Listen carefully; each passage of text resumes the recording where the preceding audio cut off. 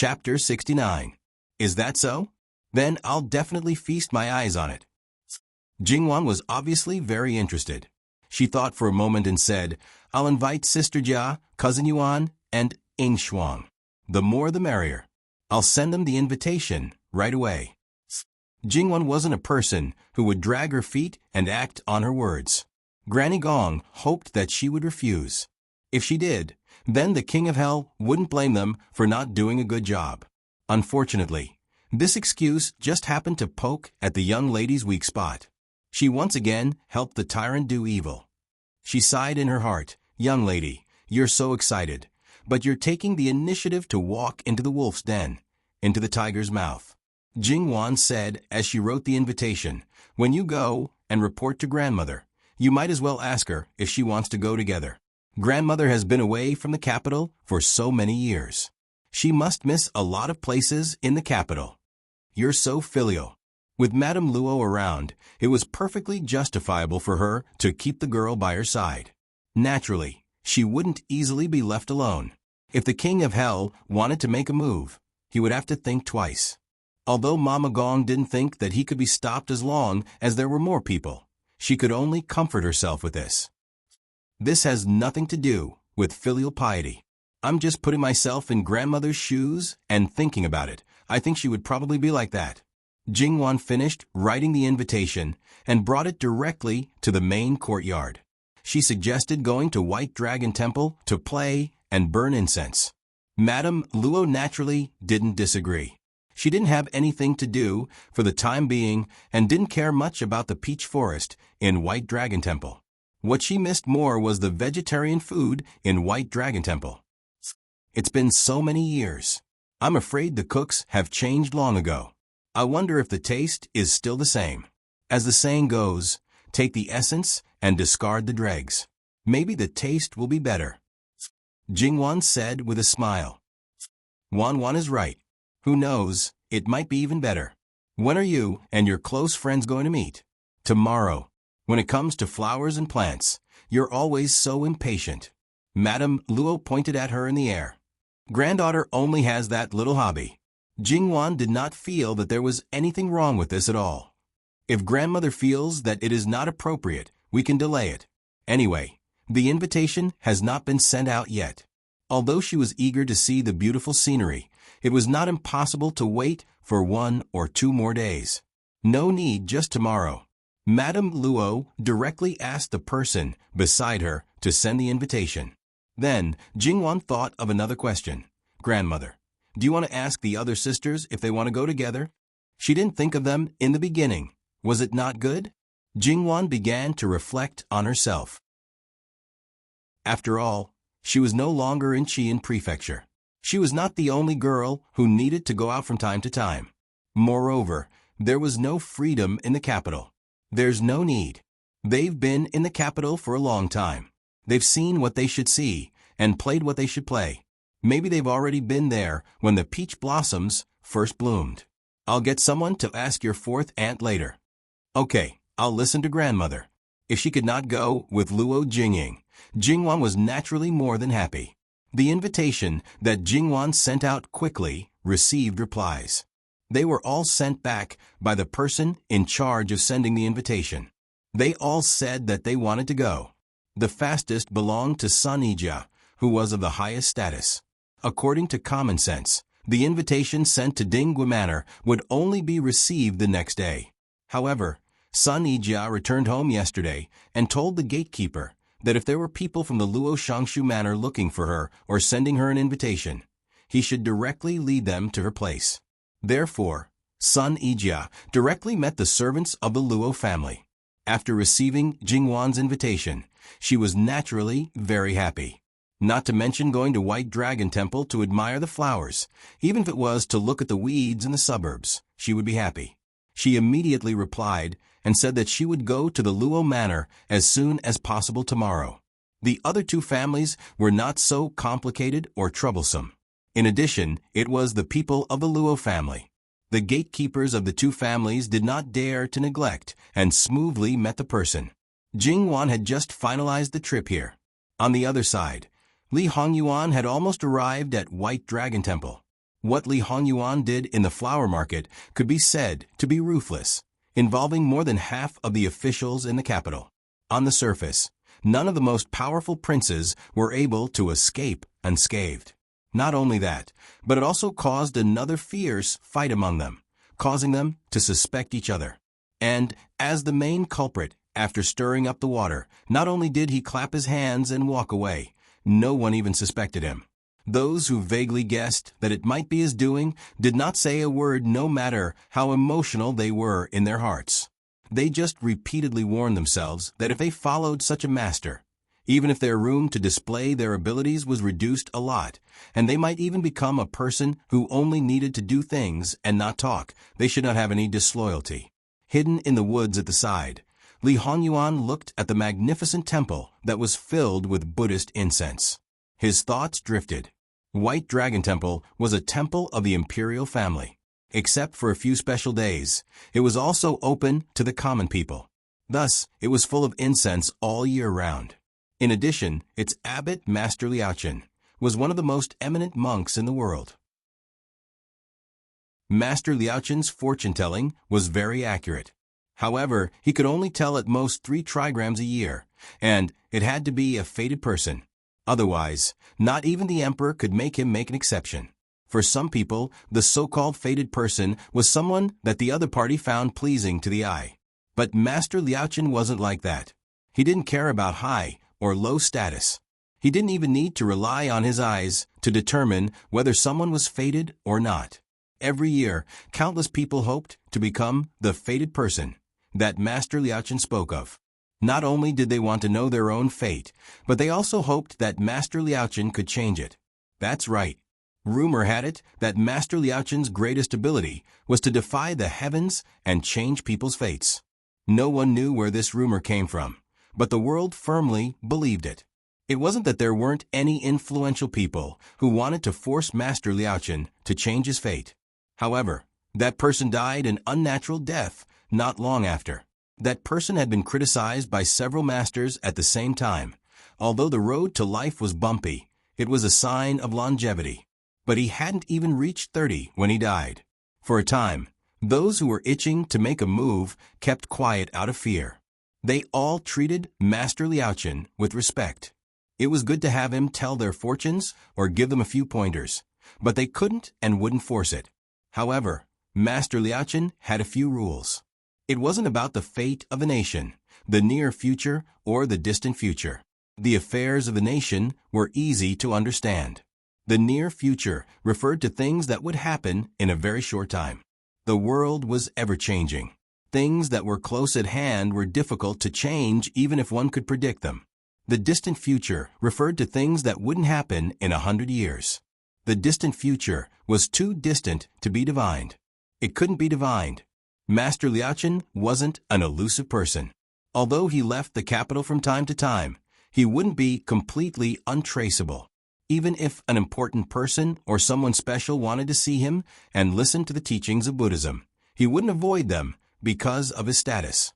Li Hongyuan and Master Liaochen could be considered old acquaintances, not only in this life, but in his previous life as well.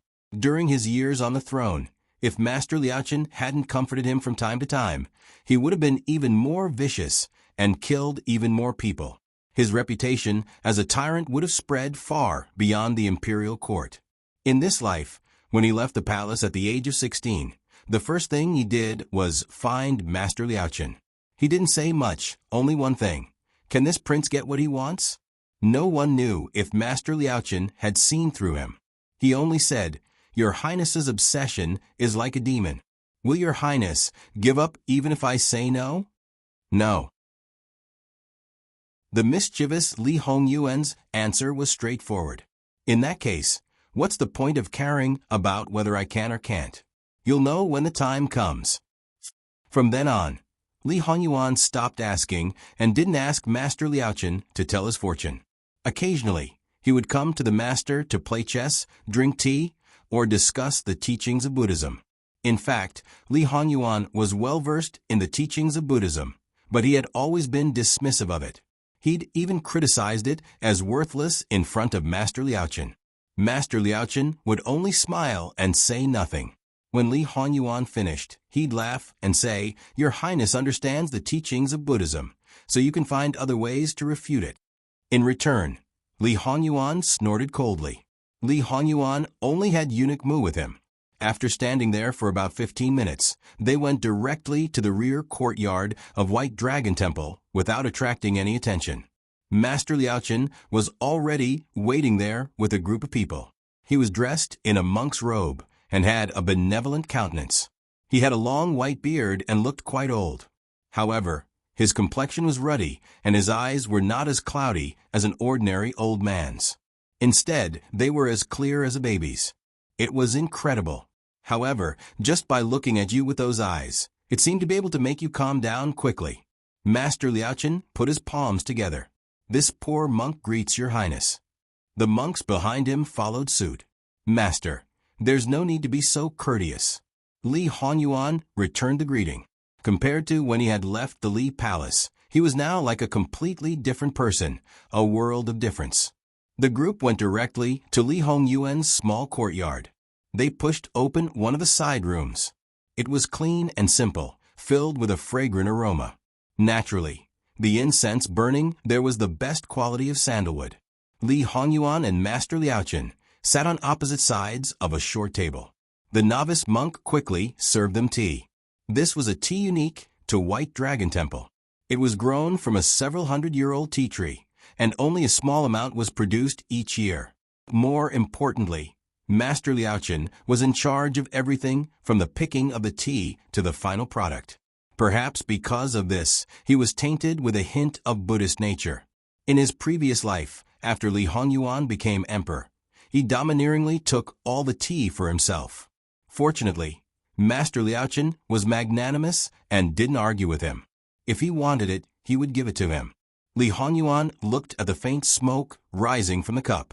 The tea had a unique taste. It was bitter, then sweet. After swallowing the tea, his mouth would be filled with a sweet fragrance. It was truly memorable. More importantly, it had the effect of calming the mind. "Your Highness seems to be in a good mood," said Master Liaochen. "Master, you have sharp eyes." "Of course I can't hide anything from you," replied Li Hongyuan unconcernedly. "Your Highness will get what you want," said Master Liaochen. His words didn't seem stiff at all. Li Hongyuan paused, then raised his head. "After 6 years, why are you suddenly bringing this up again? Compared to before, Grandmaster's attitude is poles apart.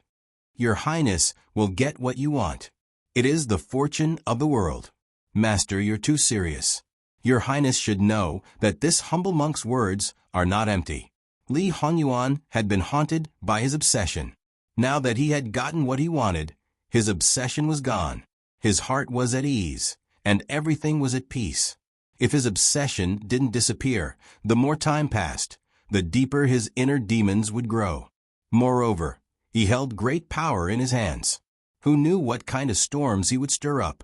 The ones who would suffer would naturally be the innocent. Perhaps he would lose his reason one day, or perhaps he would let himself do whatever he wanted. It was hard to say whether he wouldn't cause misery and suffering.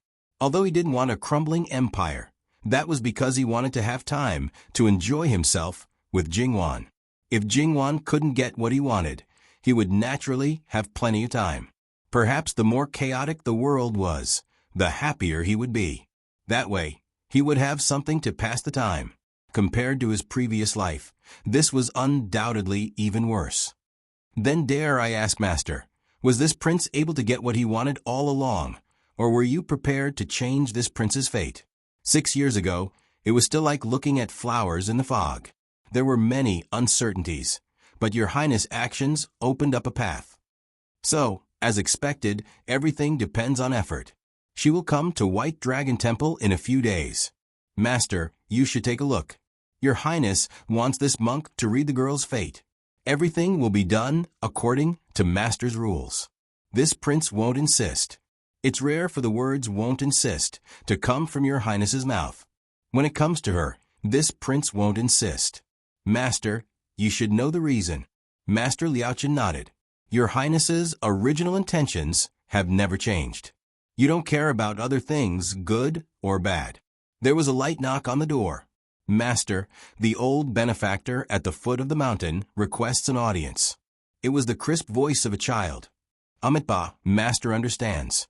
Go and ask the old benefactor to wait for a moment.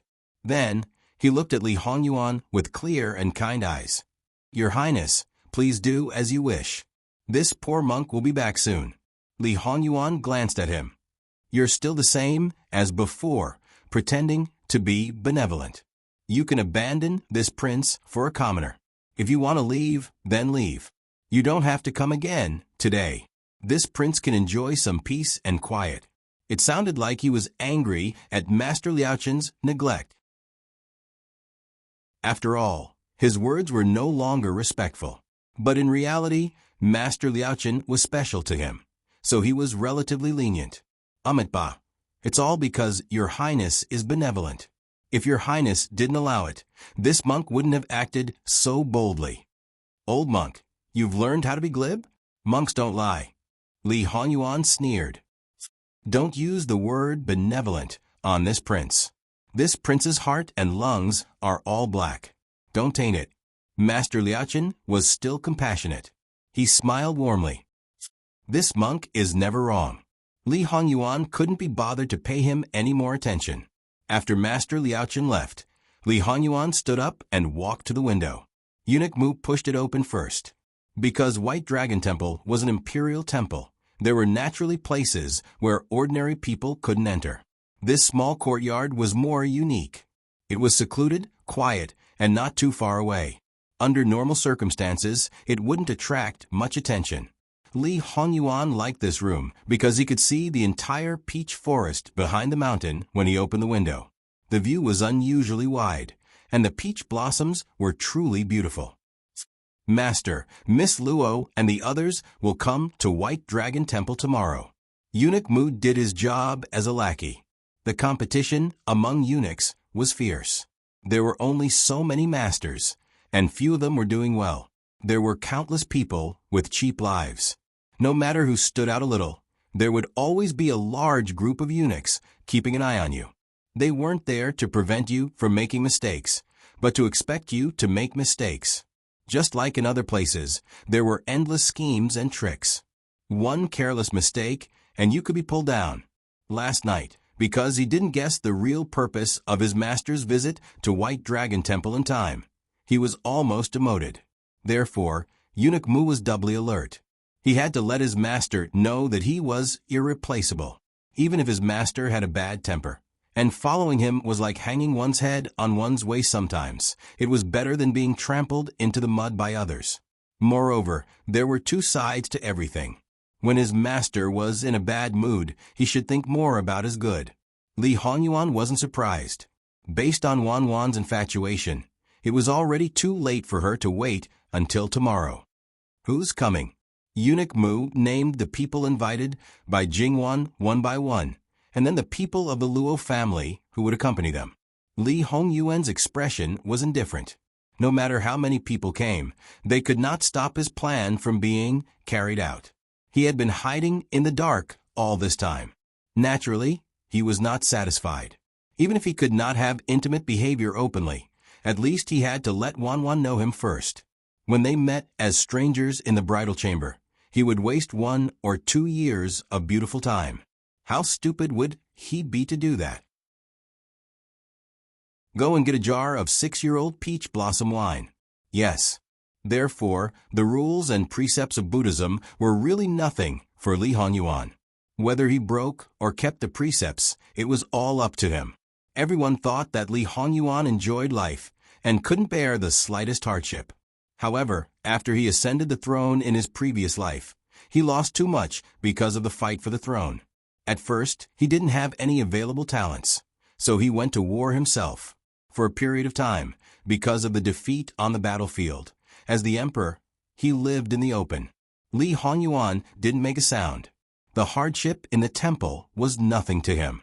Of course, Li Hongyuan wouldn't go too far. It didn't matter if he drank a little wine and ate a little meat. He wouldn't break the precepts of lust, unless Wan Wan took the initiative to make him break it. However, according to his understanding of Wan Wan, even if they were in love and even got married, she wouldn't agree to mess around here. Just thinking about that scene made him particularly want to have a try. Maybe because of the taboo, Wan Wan would have an unexpected reaction. Li Hongyuan's eyes became somewhat gloomy. He even licked his lips. That appearance was particularly tempting and frightening.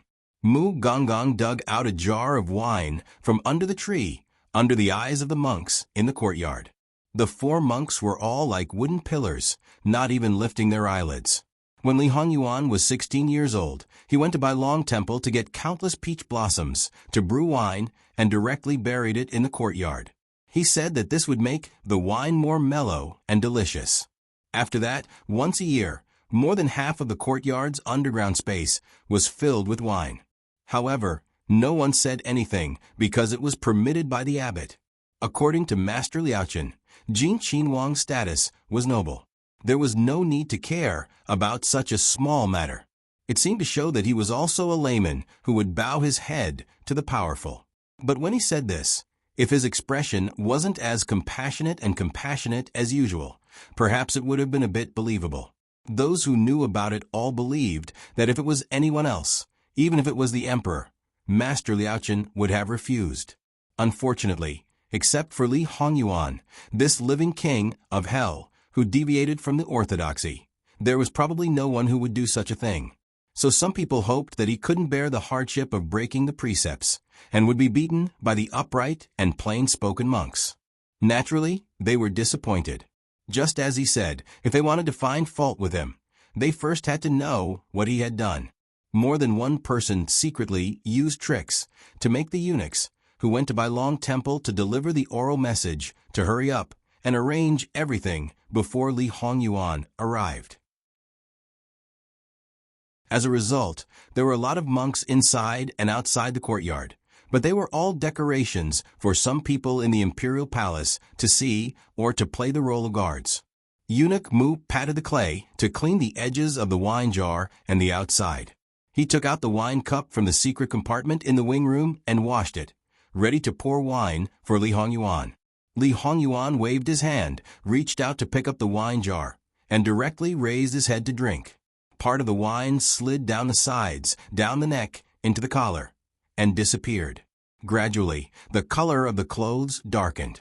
It was obvious that the clothes were soaked and stuck to the skin. Even if he wore more than one layer, the lines of his chest and the rolling of his throat could be seen clearly. Eunuch Mu secretly regretted. Fortunately, there were no women here. After finishing the wine jar, Li Hongyuan casually threw it through the window into the courtyard with a bang. Li Hongyuan was still sitting steadily. There was no redness on his face, as if he wasn't drunk at all. He even said, "Muan, have the kitchen cook 2 vegetarian dishes and quickly send them back to the imperial palace for noble consort Su. As long as I'm in Bailong Temple, I can't rest." Noble consort Su said that she missed the vegetarian dishes in Bailong Temple, so his master sent them back to her? Such filial piety. But his master called her noble consort Su, not mother. Stop. Yes. Li Hongyuan walked to the side of the hardkong bed and sat down. He slowly closed his eyes and his body went limp. He propped himself up with one hand and lay down flat.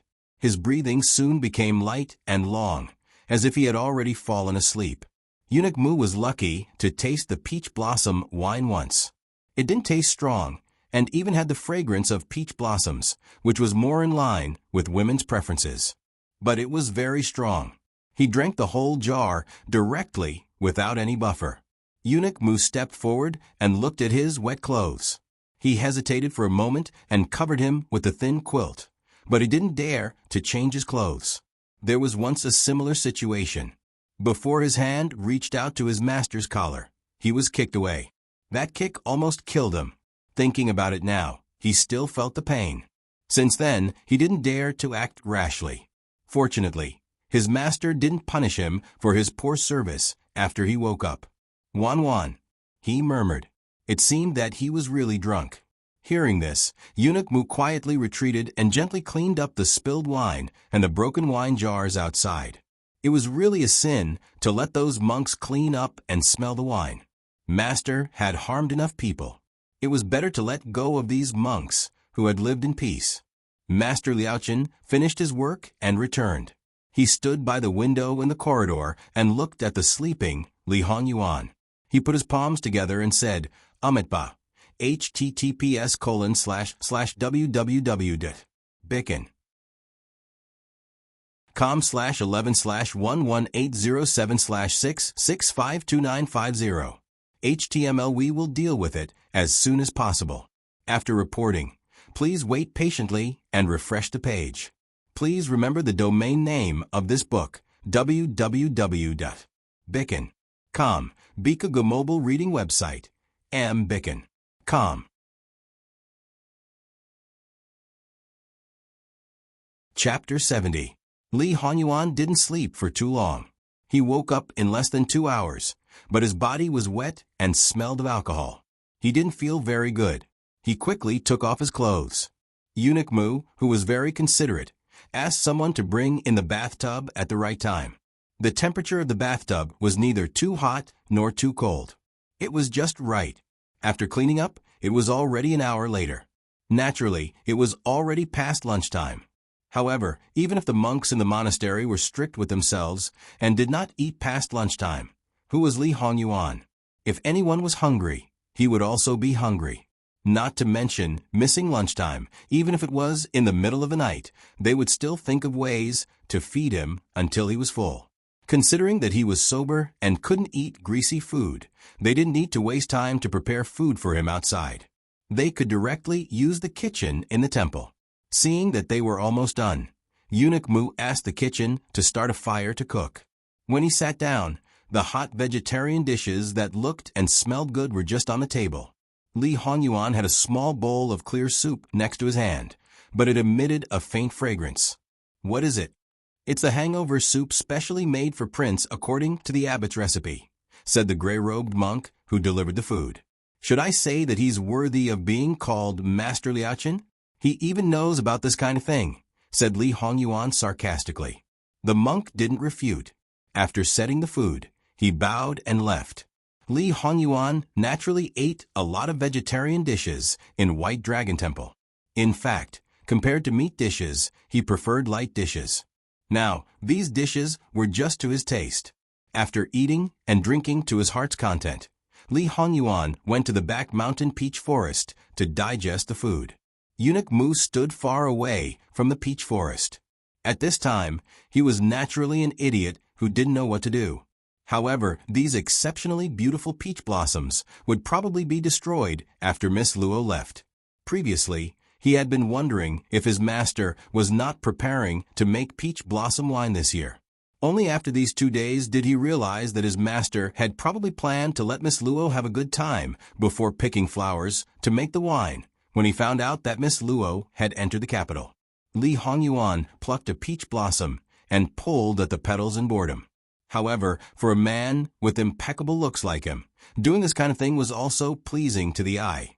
After all, under another peach tree not far away, there was someone who was mesmerized by him. After Li Hongyuan finished plucking the peach blossom in his hand, he turned his head to look at her. Even though the other party was a first-class beauty, his expression was still cold, and he was even more displeased at being disturbed. Eunuch Mu had also noticed the woman. He cursed inwardly. How could he have let someone else in due to a moment of carelessness? No, the other party should have been inside for a long time.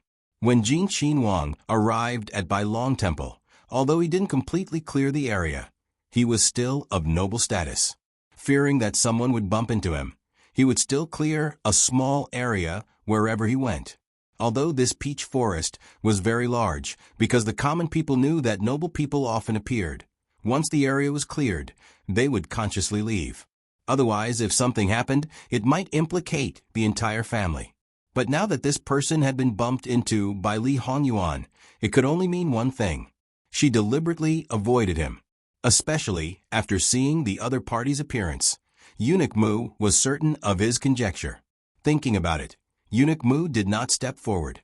It was only because this woman's status was noble and his master's attitude towards her was quite ambiguous. The reason why he said this was because every time his master met this woman, although he still had the attitude of facing a woman who was not interested, he was still milder than other noble ladies. If he didn't know that his master had deep feelings for Miss Luo, Eunuch Mu would have thought that his master had taken a fancy to her. This woman's surname was Ruan. Her maiden name was Fangfei. She was the youngest daughter of the Prime Minister of the Cabinet, Ruan Ruizhong. It must be known that Ruan Ruizhong was even older than Luo Peishan. It could be imagined that this was a proper birth of a daughter at an old age. Of course, because she was born from a second wife, it didn't cause any commotion. If a woman in her 50s gave birth to a pearl, it would be truly strange. After all, in the inner courtyards of high families, women over 40 basically no longer share a room with their husbands. If people found out, they would probably be said to be old, shameless, and jealous. Ruan Fangfei saw that Li Hongyuan was looking at her. The infatuation in her eyes disappeared. She didn't avoid him, but leisurely stepped forward. This subject's daughter greets Wang Ye. Long live Wang Ye. Her eyes were like autumn water, full of tenderness that was about to overflow. In the morning, when concubine Li approached Li Hongyuan, how did he describe it? Of course, Ruan Fangfei was still a woman of the boudoir and naturally couldn't be said to be having an affair. However, in the eyes of Li Hongyuan, a man who couldn't tolerate a second woman, it was a different approach to achieve the same result. Ruan Fangfei admired Li Hongyuan. Not many people knew about this matter, but it definitely wasn't a small number. Especially in private, when she saw Li Hongyuan, she never concealed it. The woman who was usually like water was bold and passionate in front of him. She even said that she hoped that Li Hongyuan would marry her after she reached marriageable age. In the capital, Ruan Fangfei was a young lady who was as famous as Sun Yijia. It could be imagined that her talent and appearance were definitely of the highest quality.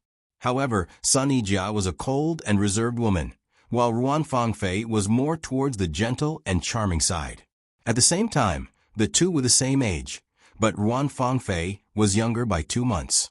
"Why are you here?" Li Hongyuan asked in a light voice. This subject's daughter knew that Wang Ye came to White Dragon Temple, so I followed. Ruan Fangfei stared at him without hiding anything. "Ben Wang is asking why you are alone in the peach blossom forest." Ruan Fangfei smiled softly. "Naturally, it's because it's easier to hide from the monks of the temple if I'm alone." Her eyes flashed with craftiness and a little pride. Is Wang Ye concerned about this subject's daughter? This subject's daughter knows that Wang Ye treats this subject's daughter differently from others. Li Hongyuan really wanted to ask, where did you come up with such a conclusion? When Ruan Fangfei was 7 or 8 years old, when she first met Li Hongyuan in the palace, she said that she wanted to marry him when she grew up. At that time, because she was still young, the elders made fun of her. Everyone else took it as a joke, but only Ruan Fangfei remembered it. As Li Hongyuan grew older, his reputation became worse and worse. The other noble ladies all avoided him, but she kept coming forward, trying to get close to him again and again. No matter how many things she heard about him, she never retreated. Last year, after Ruan Fangfei's hairpin ceremony, she asked Li Hongyuan again when he would marry her. Li Hongyuan was expressionless, saying that Ben Wang was not interested in her. Ruan Fangfei acted as if she didn't hear anything. She said that she didn't mind his bad temper, that she didn't mind him being a playboy. If he took a fancy to any beauty, no matter if it was a man or a woman, she was willing to help him get it. With her as a cover, he didn't even need to wrong himself to hug those women of low status. If he wanted the throne, she would also persuade her father, as long as he was willing to marry her. When she said this, she didn't beg in a humble manner, and didn't even have much emotional fluctuation. She just calmly stated a fact, the benefits he could get by marrying her. Some insiders felt that she was bold and even shameless, but at the same time, they felt that she was too lowly. Burying herself in the mud like this, even if she got what she wanted, what good would it be? However, Ruan Fangfei didn't feel that she was lowly, and neither did Li Hongyuan. In his eyes, she was a very strange person. Her thoughts seemed to be centered around Li Hongyuan, but because he wasn't affected by her at all, he didn't have the mentality of being blinded by the situation. He could see very clearly that Ruan Fangfei was really the most selfish person. In order to achieve her goal, she would do anything, and even abandon everything. This kind of person would only make people be on guard against her, or even afraid of her. Don't you know that Ben Wang is a jinx to his wife? Ruan Fangfei looked at him with a gentler and sweeter gaze. She said, "That's because our marriage is predestined by the heavens. Because this subject's daughter is young, the heavens naturally want to remove the obstacles between us." You see, even when His Majesty personally bestowed the marriage, the result was the same. Isn't that enough to explain the problem? Li Hongyuan laughed this time. The obstacles between him and Wan should be removed. As for who removed it? The heavens, perhaps to show her sincerity. Within 2 days, Ruan Fangfei sent a beautiful woman to Li Hongyuan's bed. That was her niece, and she was about to be married. Just like that, she was knocked out, stripped naked, and sent to Li Hongyuan. If she didn't have full trust in her, how could she be so easily sent to Li Hongyuan's residence? The trust that others placed in her, this was how she repaid them. Had she ever thought about what would happen to her niece if she lost her chastity before marriage? Ruan Fangfei was an old fox among old foxes. Even Li Hongyuan praised her methods. Did she know that the daughter she cherished in the palm of her hand had such a terrifying side? Because she saw that Li Hongyuan was indifferent, Ruan Fangfei began to undress herself and let her and her niece serve him together. How about it? Li Hongyuan was not surprised by her outrageous behavior because he had seen it in his previous life. At that time, she had just passed the age of 20. Because she was in the imperial family, she had a temperament that ordinary people could not compare to. However, she had not experienced real hardships, so she still retained a trace of innocence. Not only was he surprised, he was also somewhat frightened. Although it was a bit shameful, it was the truth. It was also because of this that he did not take Ruan Fangfei, this beauty, into his arms. It must be said that the difference between his reputation in his previous life and this life was not small. Ruan Fangfei had her eyes on him. This could be considered an ill-fated relationship. With a sentence of "this prince likes reserved, dignified, and well-behaved women," Ruan Fangfei might be as magnanimous as before in front of him, but her actions did not overstep the boundary. It showed that she was the most arrogant, most decent, most dignified, and most perfect noble lady. However, there was not the slightest bit of inconsistency on her body. Li Hongyuan swept his eyes over this woman who felt good about herself from head to toe. This could be considered a great honor for her. The clothes on her body were not delicate, the hair accessories were not ostentatious, and the makeup on her face was just right. Everything about her was close to the word dignified. However, the clothes that clearly did not belong to her age, she firmly controlled them. Even the most picky noblewoman in the capital would not be able to find the slightest flaw on her. Seeing his sizing up gaze, Ruan Fangfei generously spread out her arms and twirled in front of him. Does it look good? Under the fluttering peach blossom petals, it was indeed exceptionally beautiful. However, Li Hongyuan, who was used to seeing beauties, was like a blind man at this moment, not seeing anything. If it wasn't for the fact that she still had some value, Li Hongyuan's patience with her would have already run out. It was actually very easy to ruin her. As long as he made public her words and deeds in front of him, Ruan Fangfei would be completely finished without even polishing it. Perhaps it was because of this patience that Ruan Fangfei always felt that Li Hongyuan had her in his heart. They would get married sooner or later, although her father did not agree with her marrying him, saying that he was not her ideal man. It didn't matter. She could slowly persuade her father. If 1 year was not enough, 2 years. If 2 years were not enough, 3 years. If 3 years were not enough, 10 years. She never thought that she would be old. Anyway, she would marry him in the end. He would always wait for her, wouldn't he? As for the ideal man, as long as she got what she wanted, what did it have to do with whether he was her ideal man or not? Sometimes, Ruan Fangfei couldn't help but wonder. You can leave now. Leave White Dragon Temple. I'll take my leave. Although reluctant, Ruan Fangfei did not disobey him. After leaving the peach blossom forest, she found her maid and walked further and further away. She returned to the place where she stayed before.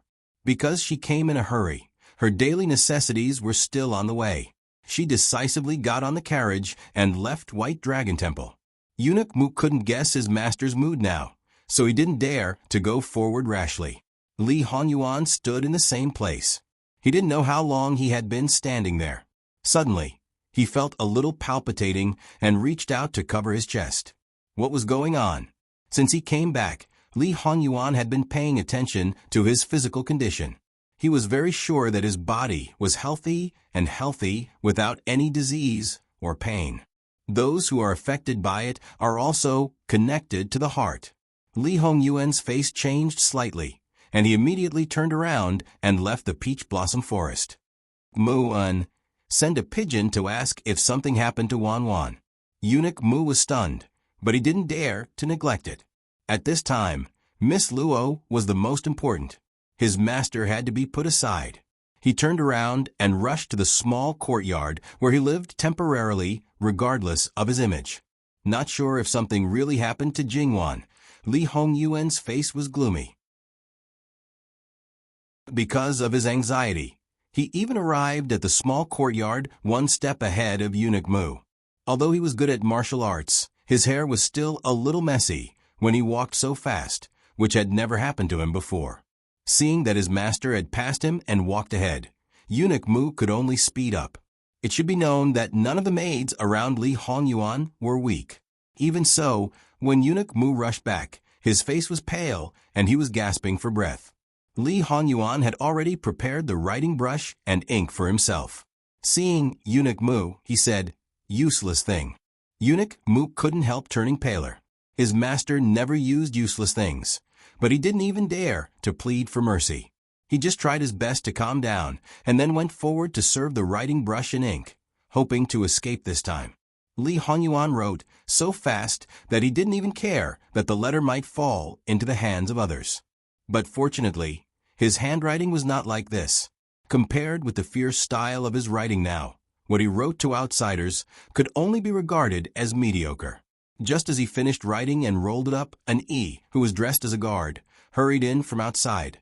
"Master, Miss Luo fell off the cliff halfway up the mountain." Bang! With a loud noise, Li Hongyuan smashed the table. In a flash, he had already arrived in front of an E and grabbed his neck. "Speak clearly." An E felt suffocated, not only because his neck was grabbed, but also because of Li Hongyuan's eyes that could devour people. Master, Li Hongyuan threw him away. "Let's go." Forcibly suppressing his choking cough, he hurriedly followed Li Hongyuan's pace and spoke in detail while walking. "I don't know why, but Miss Luo, who originally planned to come to White Dragon Temple tomorrow, came to White Dragon Temple today. Elder Ruan's youngest legitimate daughter was riding a carriage down the mountain. Halfway up the mountain, a wild beast suddenly rushed out of the forest beside the road, startling the horse and causing it to lose control for a moment. Miss Luo and the others just happened to go up the mountain. The two sides collided, and the horses on that side were also startled. It happened to be the section near the cliff, and several carriages fell off the cliff together. An E paused. Wu Anho's heir and his wife were also traveling with Miss Luo. Li Hongyuan's footsteps paused. "Who are you talking about? Fu Yunting?" And he couldn't help but take a step back. His master's expression was as if he wanted to eat Wu Anho's heir alive. His master's attitude towards Wu Anho's heir had always been bad, but no one knew the reason. Now, it seemed that it was related to the future princess. Otherwise, why would his reaction be so big? Perhaps he was stung by Fu Yunting's appearance, but Li Hongyuan actually calmed down a bit. He rubbed between his eyebrows, making his chaotic thoughts a bit clearer. Secretly, assist the monks in the temple in saving people. Investigate why Wan Wan came early and didn't send a message to Ben Wang, as well as whether the startling of the horse was an accident or man-made. Also, carry out the arrangements right now. In order to formally meet with Jingwan, Li Hongyuan painstakingly prepared a scheme of injuring himself to gain the enemy's confidence. He also put on a big play for those people in the capital to muddy the waters even more. Master, forgive this subordinate for speaking bluntly, but isn't it not too good to do this now? What if Miss Luo is seriously injured? Everything would be in vain. You'd better all beg for her to be unscathed. Li Hongyuan's starry eyes grew darker, brewing a madness that could swallow everything. And he originally wanted to say, what if Miss Luo dies? He was only glad that he changed his mind when the words reached his mouth. Otherwise, he was afraid that his blood would splatter on the spot.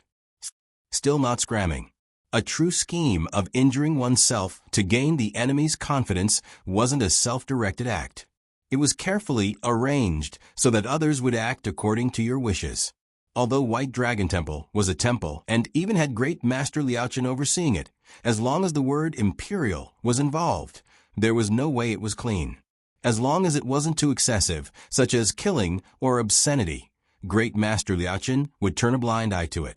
In less than a quarter of an hour, an assassination was carried out in broad daylight. The layout was fast and the actions were swift. It was clear that White Dragon Temple also had people working for Li Hongyuan. In order to achieve the best results, Li Hongyuan didn't have too many people around him.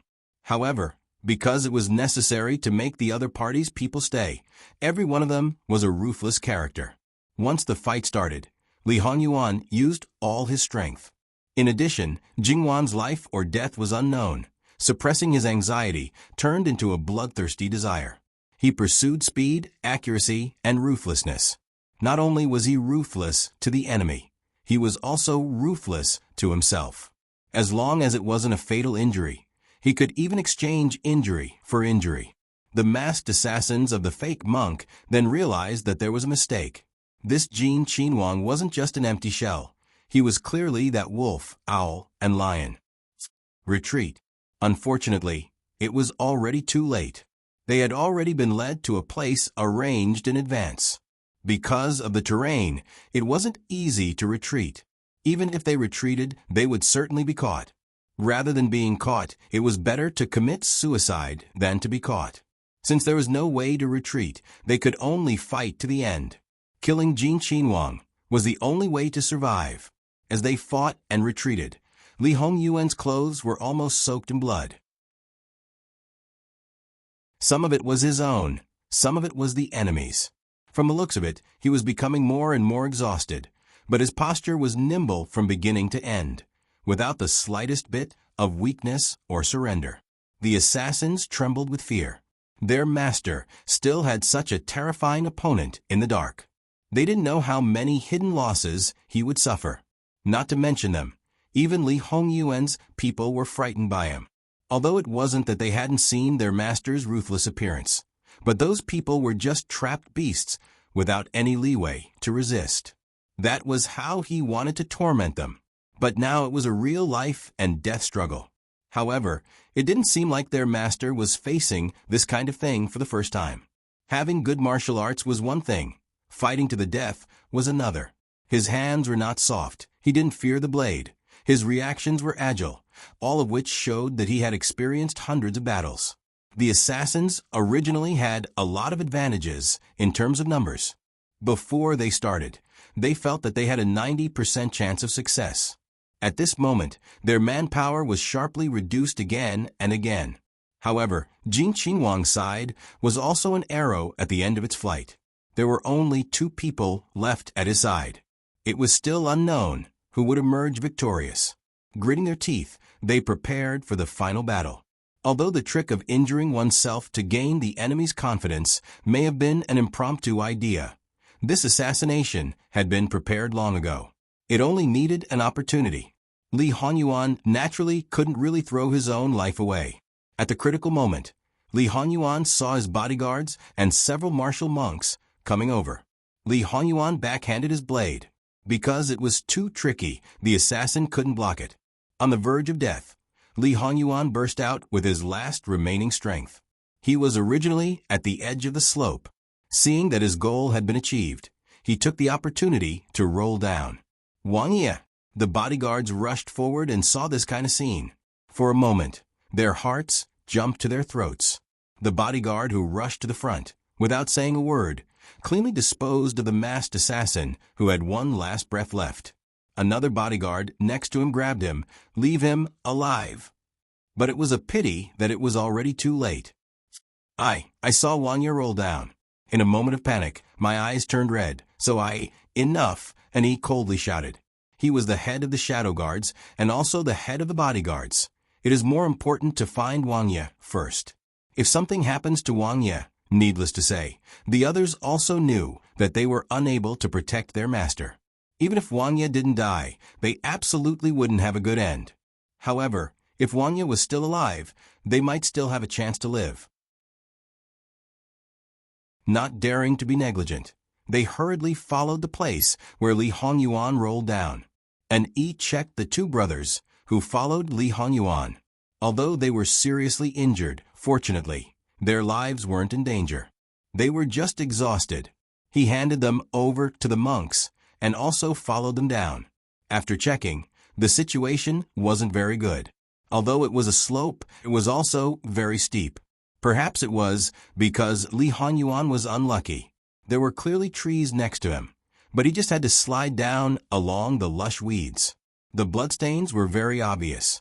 Below, there was a river, but the height was at least more than 300 feet. This situation made the bodyguards' faces pale. Boss, what should we do? https://www.bicken.com/11/11807/6652951. HTML chapter error. Click here to report registration free. We will deal with it as soon as possible. After reporting, please wait patiently and refresh the page. Please remember the domain name of this book, www.bicken.com. Bicken. Com mobile version reading website, mbicken.com.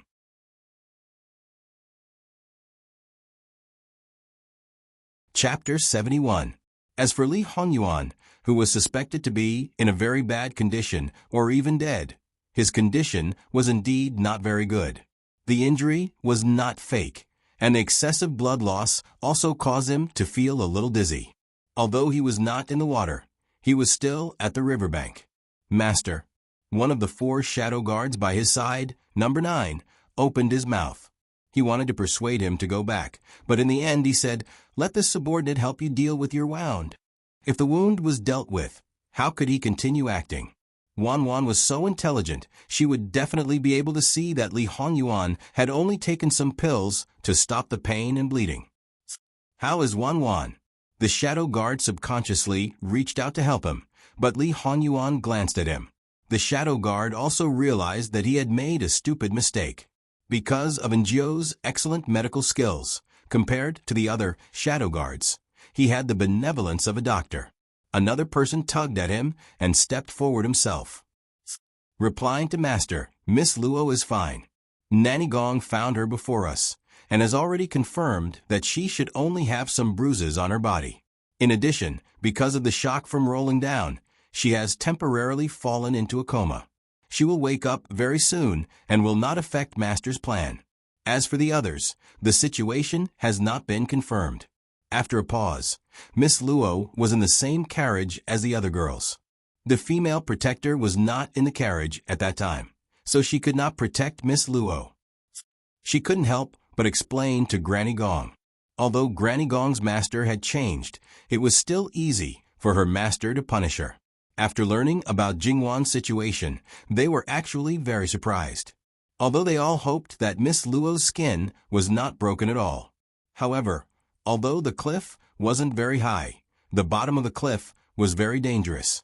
Not to mention the rugged rocks and dense vegetation, there were many areas that had collapsed due to the erosion of the rain. The bottom level was at least 50 to 60 feet high. The second level was less than 10 feet wide and was covered in slippery moss. Below that was the riverbank and rocks. The height of the 2 levels was more than 10 feet. If one was accidentally thrown out of the carriage, it was very likely that one would fall to the bottom. Not to mention being smashed to pieces, there was a high chance that one would die. Including Ruan Fangfei's carriage, there were a total of 3 carriages that fell off the cliff, but there were more people among everyone. Jingwan seemed to be the unluckiest to fall to the second level. Moreover, she was less than a palm's width away from the edge.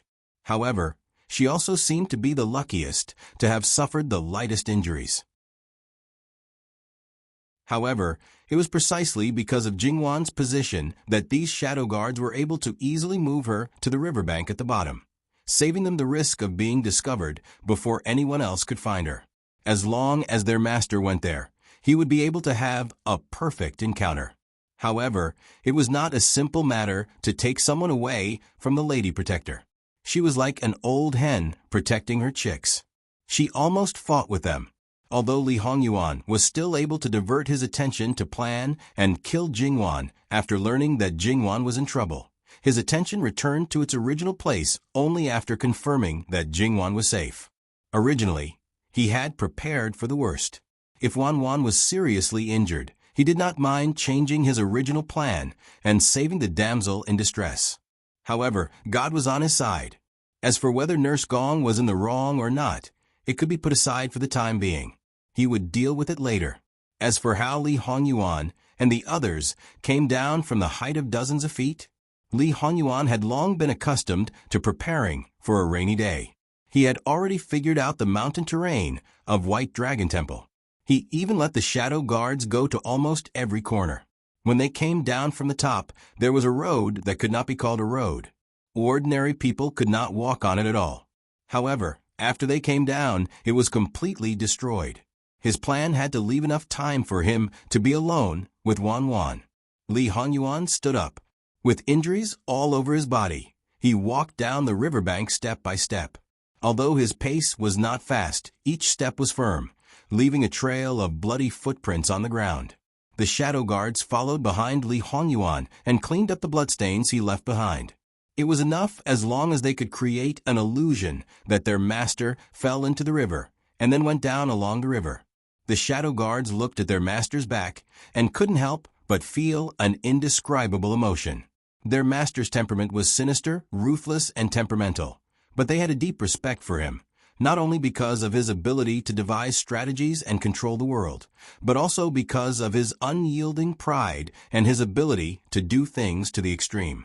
It was not a short distance to reach the place where Jingwan was now. Not to mention the numerous small bends. There were even 2 big bends. It was not easy for Li Hongyuan, who was getting more and more tired with every step. If he let the shadow guards carry him forward, it was not that they could not move faster, but he would never allow it. Li Hongyuan felt that he was about to reach his limit, but even so, he did not think of anything else. He only thought that he had suffered a big loss this time and must find a way to make up for it from Wanwan. The more he thought, the more discordant it became. The degree of filth was directly proportional to his perfect face. Fortunately, no one knew. Otherwise, who knows how many people would be stunned. And then, should it be said that he was worthy of being called Jin Qinhuang, who had seen all kinds of beauties. The dizziness became more and more intense, and the scenery in his eyes began to blur. However, the moment Jingwan's figure entered his line of sight, he could no longer see anything else. Step by step, he unwaveringly approached and waded into the water without hesitation. Fortunately, the water in this section was not deep and the current was relatively gentle. However, the river was very wide.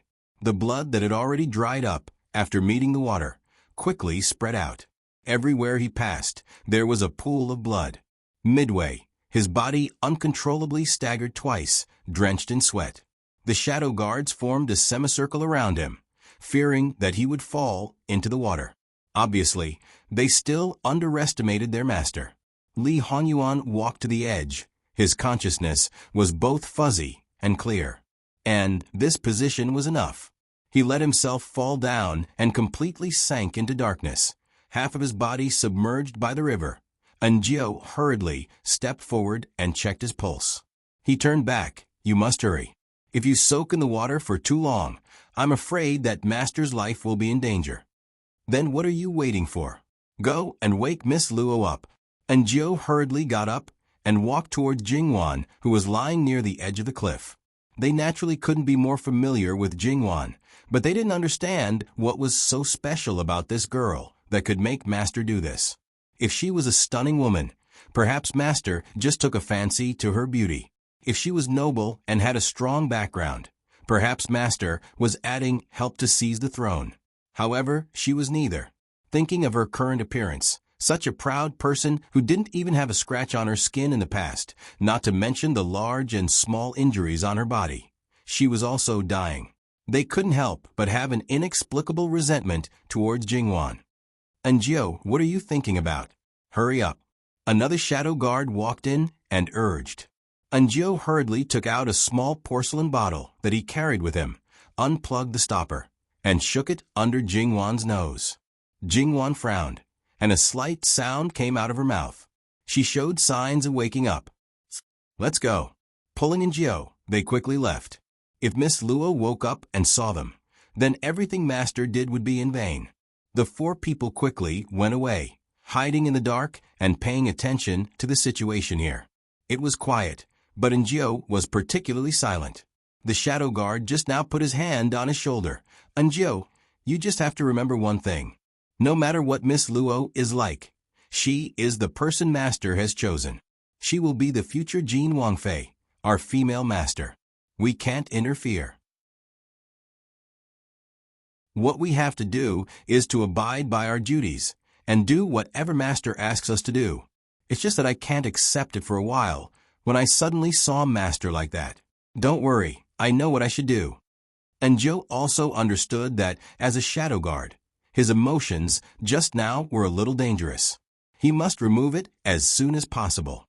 If Master knew, he would go back and train again. If it was serious, he would directly lose his life. Jingwan felt pain all over her body. She slowly opened her eyes. After a while, she was completely awake. She tried to sit up. It wasn't very strenuous. She moved her hands and feet and carefully felt it. Very good. She was basically sure that it was all superficial injuries and didn't hurt her internal organs. However, because she was a little dizzy, she might have a slight concussion. Jingwan stood up and thought of the thrill of falling off the cliff. She thought that she might die this time. She didn't expect that the actual consequences were almost negligible. However, she probably had to thank Wu Anho's Shitsi for being able to survive. Although she panicked after falling off the cliff, her mind wasn't blank. She remembered very clearly that after being thrown out of the carriage, Wu Anho's Shitsi pulled her in time and didn't let her fall straight to the sharp boulder. Although it was also because of him that she fell, his life-saving grace couldn't be denied. Jingwan was very worried about Sun Yijia, Yuan Xiaoqiao, and Zhou Shuang, who were in the same carriage as her. She didn't know if they would be as lucky as her. However, fortunately, their carriage was faster. Grandmother's carriage was much behind and definitely wasn't affected. Looking at the place where she fell, it had to be said that her luck was heaven-defying. There were rocks all around, but only this place was full of sand, ash, and a lot of scattered hay. Jingwan didn't show any surprise towards these abrupt things. This was because there was a temporary resting place that was dug out by people. There were more hay and other things piled up inside. Presumably, it was the temporary resting place of the villagers who went along the river to enter the mountain. The hay that was dug out outside should be the animals and monkeys that came down from the mountain. The monkeys hiding in the dark were very anxious because their future mistress hadn't noticed their master. Most of Jingwan's thoughts were right. This was indeed the masterpiece of the villagers at the foot of the White Dragon Temple. This accident saved a lot of effort for the secret guards to fake the crime scene. Jingwan looked up. It was so high that she definitely couldn't go up. It wouldn't be easy for the people above to come down to find her. She looked around again. There were endless cliffs, and she didn't know how long the river was. Instead of spending time trying to go out along the river, it was better to wait here. After all, there might be another way down from the White Dragon Temple. If she went by herself and missed it, it would be very disadvantageous for her. She could only secretly pray that they were all right. As for her grandmother and others, there was nothing she could do about it. Suddenly, there was a splash of water. Jingwan looked back. Before she noticed where the sound came from, she saw the figure lying by the water. Jingwan's heart jumped. She hesitated for a moment. It seemed that the person floated down from the upper reaches. This might be a big trouble, but she couldn't just leave him to die. Seeing Jingwan walking towards their master, the several people in the dark finally breathed a sigh of relief. Jingwan walked to Li Hongyuan's side. At first glance, this person was really miserable. His clothes were torn into pieces. Looking at the neat cuts, it was obviously caused by a sharp weapon. If blood was seen every time he went down, it could be imagined how serious his injuries were. Squatting down, she reached out to check his breath. Although it was weak, he was still alive. This was good. However, Jingwan wasn't sure what his situation was. She didn't know how long he could hold on. Would he disappear in the next moment? Because there was some disheveled hair on his face, Jingwan still felt that this person was somewhat familiar. She brushed aside the hair. Her first thought was that this person looked too good. Then she immediately reacted. Wasn't this the sixth prince, Jin Qinhuang? Although Jingwan only met Li Hongyuan once in Ding Guogongfu and didn't even look at him carefully, his face was really too conspicuous. It was hard to not remember. It was obvious that he was assassinated. Sure enough, it was a big trouble. Thinking of this person's reputation, although she couldn't arbitrarily judge a person based on what she heard, this face was really too attractive. It might not be a groundless rumor. Even so, Jingwan still decided to save him. After all, Jingwan wasn't a native of this world. In addition, the current situation was special. She couldn't care less about the boundaries between men and women. She reached out and touched his chest, neck, and limbs to make sure that there weren't any fractures. She didn't want to cause a second injury if she moved him. These simple first aid methods, as well as some life skills, were all things she had been forced to learn during the most difficult period of her previous life. This Miss Luo is rather too. Master to her is a strange man. A shadow guard couldn't help but frown. She's checking if Master has any fractures. It's obvious that she knows some medical skills. The current situation is special. Even if her behavior is inappropriate, she can't be blamed. On the contrary, she's meticulous and wholeheartedly thinking for Master. Under the premise of knowing Master's identity, this is really rare. After all, if she's not careful, she'll be putting her own reputation on the line. Not many women in the boudoir can do this. And Joe opened his mouth. Because of Jingwan's behavior, his view of her changed a little. But if it was another man, would she also be like this? No, there wouldn't be an if. The Lady Protector wasn't a vegetarian. Because they were here, the Lady Protector didn't follow them down. Other men shouldn't even think about getting close to Miss Luo. Thinking like this, his feelings naturally improved a lot. After confirming that it was only an injury caused by a sharp weapon, Jingwan struggled to help him up. Because she had been exercising all year round, she naturally wasn't a delicate and weak woman. It was a little difficult for a man's weight to be all pressed on her body, but it wasn't to the extent that she couldn't walk. However, because of the force, the injuries on her body were more intense. Jingwan half supported and half dragged him into the temporary shelter and put him on the hay. Since she decided to save him, she naturally didn't think much about it. She quickly took off his accessories and put them aside. Then, she carefully took off his clothes, leaving only a pair of underwear. His appearance was off the charts, and so was his figure. A full 8-pack of abdominal muscles, but they weren't protruding. They presented a perfect streamline shape. She didn't need to touch it to feel the strength contained in it. He really was the darling of the Creator. However, this wasn't a figure that a man who was intoxicated with wine and women could have. Jingwan naturally didn't have the time to pay attention to these. This perfect body really had a lot of injuries, mainly concentrated on the chest and arms. However, it was less than expected. Obviously, there were some places where the clothes were only torn. Even so, the situation wasn't optimistic. The wounds were a little white because of soaking in water. However, Jingwan didn't learn medical skills after all. She didn't know the result of soaking for a long time. In fact, Li Hongyuan's plan wasn't without flaws, especially when targeting Jingwan. She wasn't his enemy, so there was really no need to be so meticulous and thorough. After careful consideration, there would always be clues. It was just that Jingwan didn't know that she was being targeted. She also deliberately calculated her. She never thought in that direction. Even if she had doubts, she wouldn't think deeply about it. Li Hongyuan also grasped this mentality of hers, so he could be so unscrupulous. In this place where a cold could kill people, these wounds were easy to be infected if they weren't treated in time. Jingwan's face was very dignified. Looking around, there were very obvious traces. It could be seen that people often came and went. Jingwan looked around and found some commonly used things, such as a fire extinguisher and a crock. Although she knew how to make a fire, even if she didn't have it, it would take time. Moreover, she only knew how to do it, but she didn't really try it. She didn't know if it would work. It was better to have ready-made things. It was better to have some ready-made things. She used hay to light the fire, then added some firewood to make a fire. She then moved Li Hongyuan's body so that he wouldn't be cold. Jingwan picked up a crock and took Li Hongyuan's underwear and underwear. She went to the river to wash it and then filled it with water. She put the crock on a simple stove. After the water boiled, she poured some out and put it to the side to cool. Then she tore open the clothes and threw them in to boil. She scooped them up.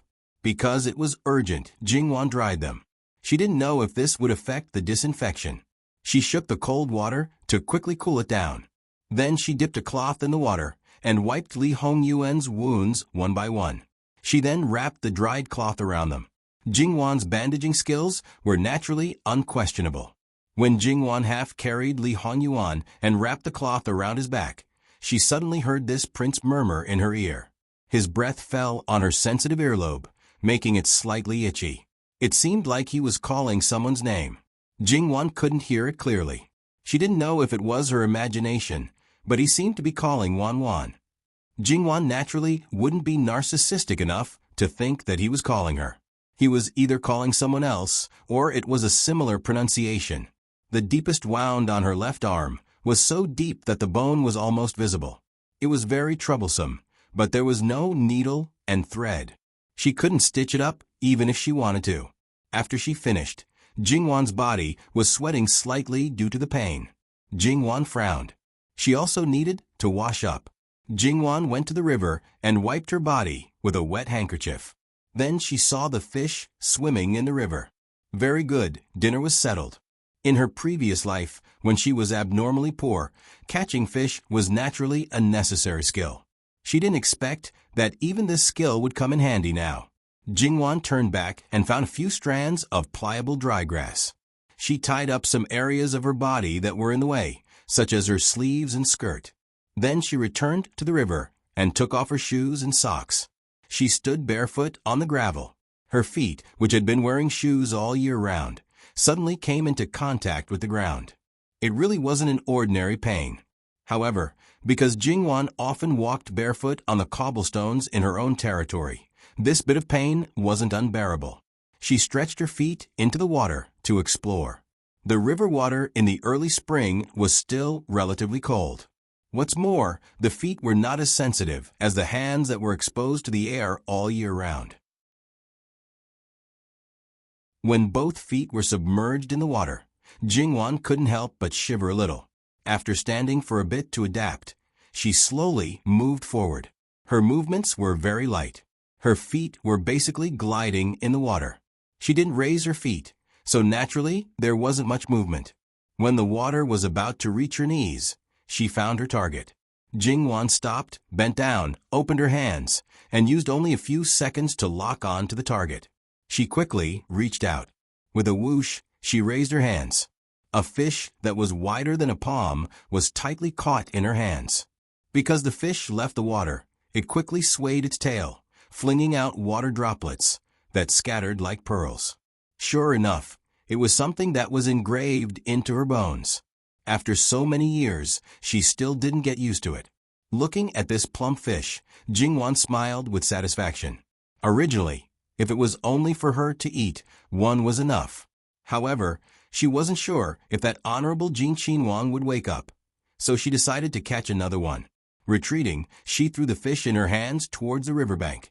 Jingwan didn't know that her straightforward action of catching the fish was clearly seen by several people in the dark. They couldn't help but look at each other in dismay.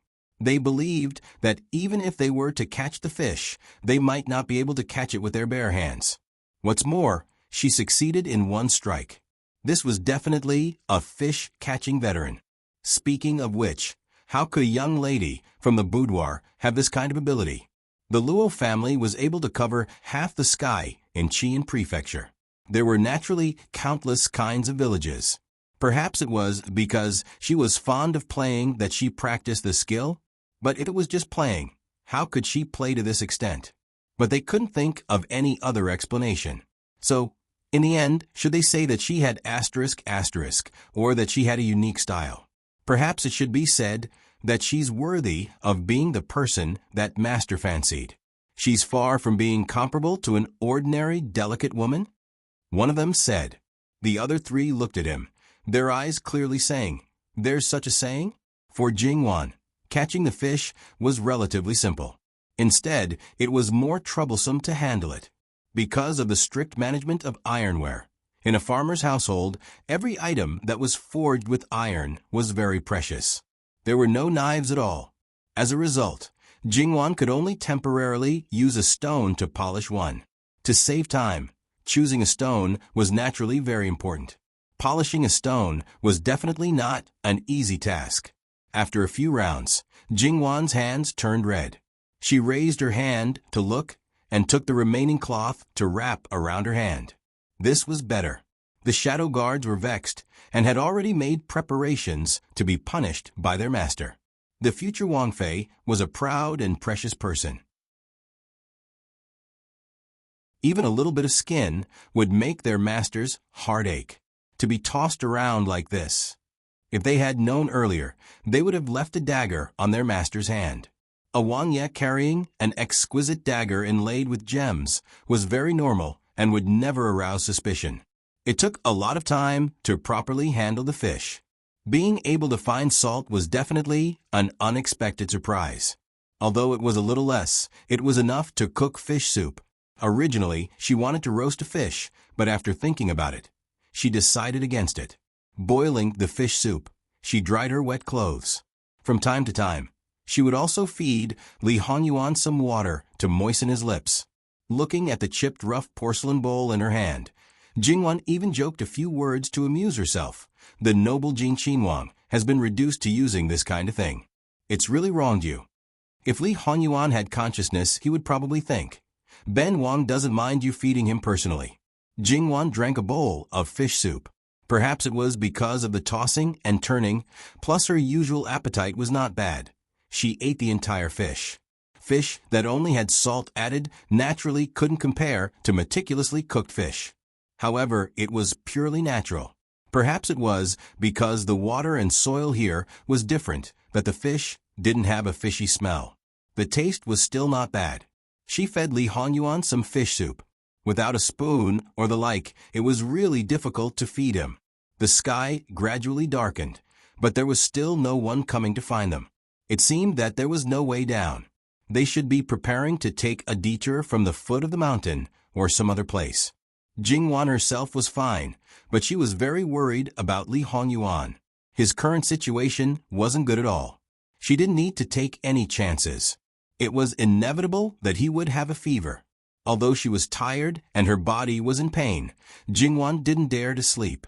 Not long after night fell, Li Hongyuan really started to have a fever. Jingwan applied a compress on his forehead and wiped his body at the same time, over and over again, without stopping. She didn't expect that this would make his fever go down. She just hoped that he would feel a little more comfortable. Perhaps it was because of the high fever, or perhaps it was because deep in his heart, he was still thinking about the purpose of this trip. Li Hongyuan woke up, but he was still in a confused state and wasn't very clear-headed. However, he was very sure of one thing. The person in front of him was the one he wanted. Jingwan was caught off guard. Li Hongyuan grabbed Jingwan's wrist, and as he exerted force, she bumped into his sturdy chest. Wan Wan. His voice was full of infinite affection and yearning, and his voice was hoarse, low, and sexy. At that moment, it was simply enough to make one's bones melt. Jing Wan was suddenly a little confused. She didn't even hear what he said clearly. After a moment, she realized how ambiguous their current posture was. She struggled, but the more she struggled, the tighter Li Hongyuan held her. His hand was like a pair of pliers, and Li Hongyuan's consciousness wasn't clear. He didn't have much willpower and didn't know how to restrain himself. He just followed his inner desire, longing for her, wanting her. Her struggle made him feel that she was trying to escape from him. How could he allow this to happen? He grabbed her, turned over, and pressed her under his body. Jing Wan's limbs were locked tightly. He suddenly opened his eyes. Those deep eyes were filled with an almost crazy possessiveness. Wan Wan, you are mine. You can only be mine in this life. Don't even think about escaping. Then he unceremoniously kissed her. Jing Wan was a little frightened. In the face of danger, it was instinctive to resist. https://www.bicken.com/11/11807/6652953. HTML chapter error. Click here to report. Registration is not required. We will deal with it as soon as possible. After reporting, please wait patiently and refresh the page. Please remember the domain name of this book, www.bicken.com. Bicken. Com Mobile Edition Reading Website, mbicken.com.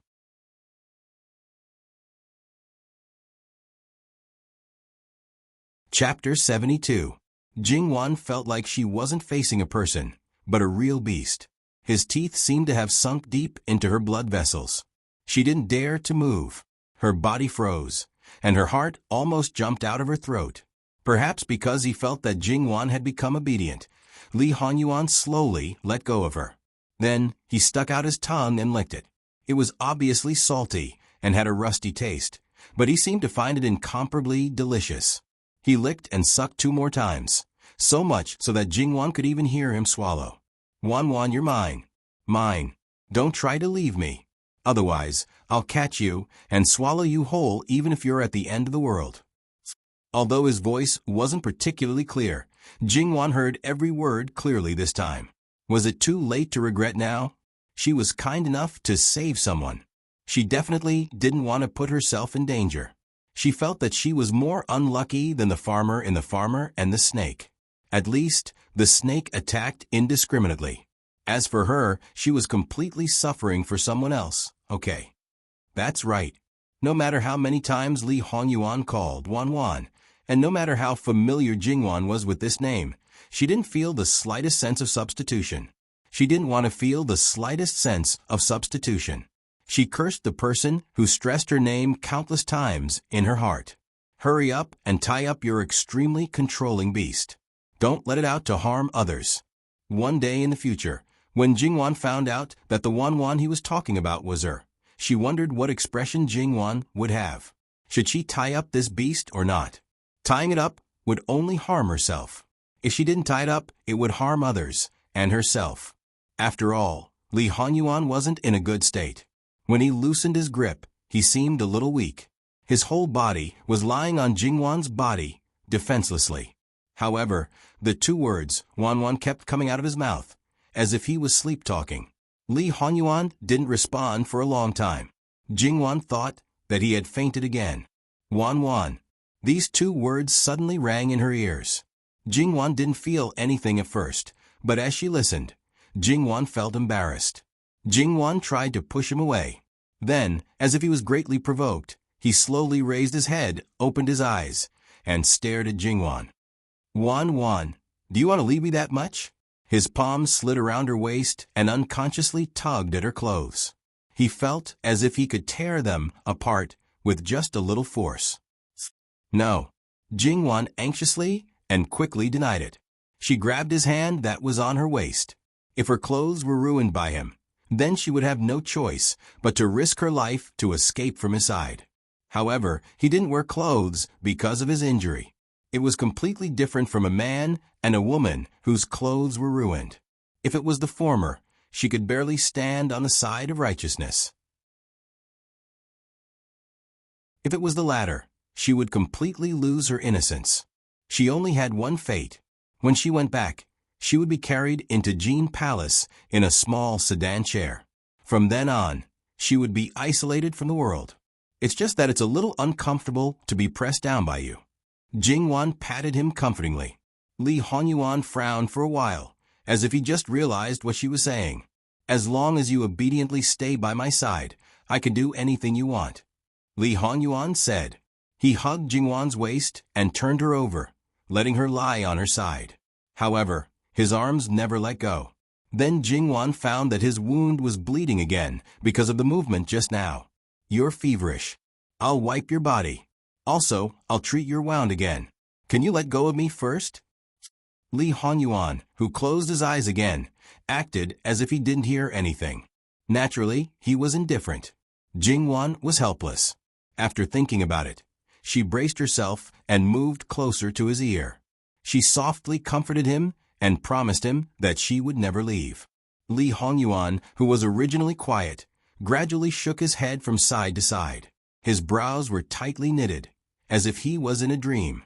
His arms unconsciously tightened. After the danger to Jingwan's neck passed, her waist was in danger again. It was about to break. She should have looked at the almanac before going out today. Perhaps there was a taboo on it.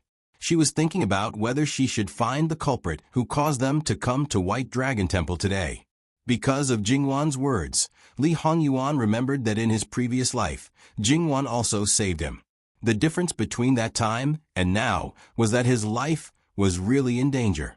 If it weren't for Jingwan, he was sure that he would have died. What's more, at that time, he was at the most painful turning point in his life. He was suspicious of everything and everyone around him. Jingwan knew his situation and knew that it was better for her to save him than not, but she still chose to save him without hesitation. She also went through a lot and was facing an even bigger storm. Instead of being crushed, she became more tenacious. She tolerated his bad temper and took care of him wholeheartedly day after day. Although she almost didn't say anything after he woke up and there was no smile on her face, you could see that she always had a straight back. Li Hongyuan didn't know when it started, but he no longer spoke ill of her or smashed the medicine bowl she brought. He began to be silent, and his eyes began to follow her. Before that, he had already noticed this woman. He even admired her in his heart. Her unyielding spirit, her courage, her tenacity, and her ability were far inferior to many men. When he couldn't take his eyes off her, he knew that he wanted her. However, this woman had already become someone else's wife. She didn't belong to him. He no longer gave up on himself. So what if everyone in the world wronged him? There was always someone who could be sincere to him. She did her best to save him, so he had to be worthy of her sincerity, right? From that moment on, Li Hongyuan really changed. He wanted to sit on the throne, and he wanted this woman. It could be said that without Jingwan, there might not be the Emperor Li Hongyuan who became the final winner in the desperate situation.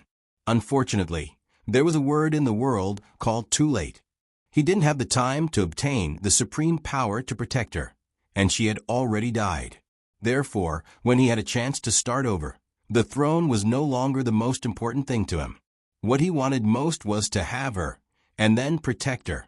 He wanted to keep her smile, and protect her restrained gentleness and straightforwardness.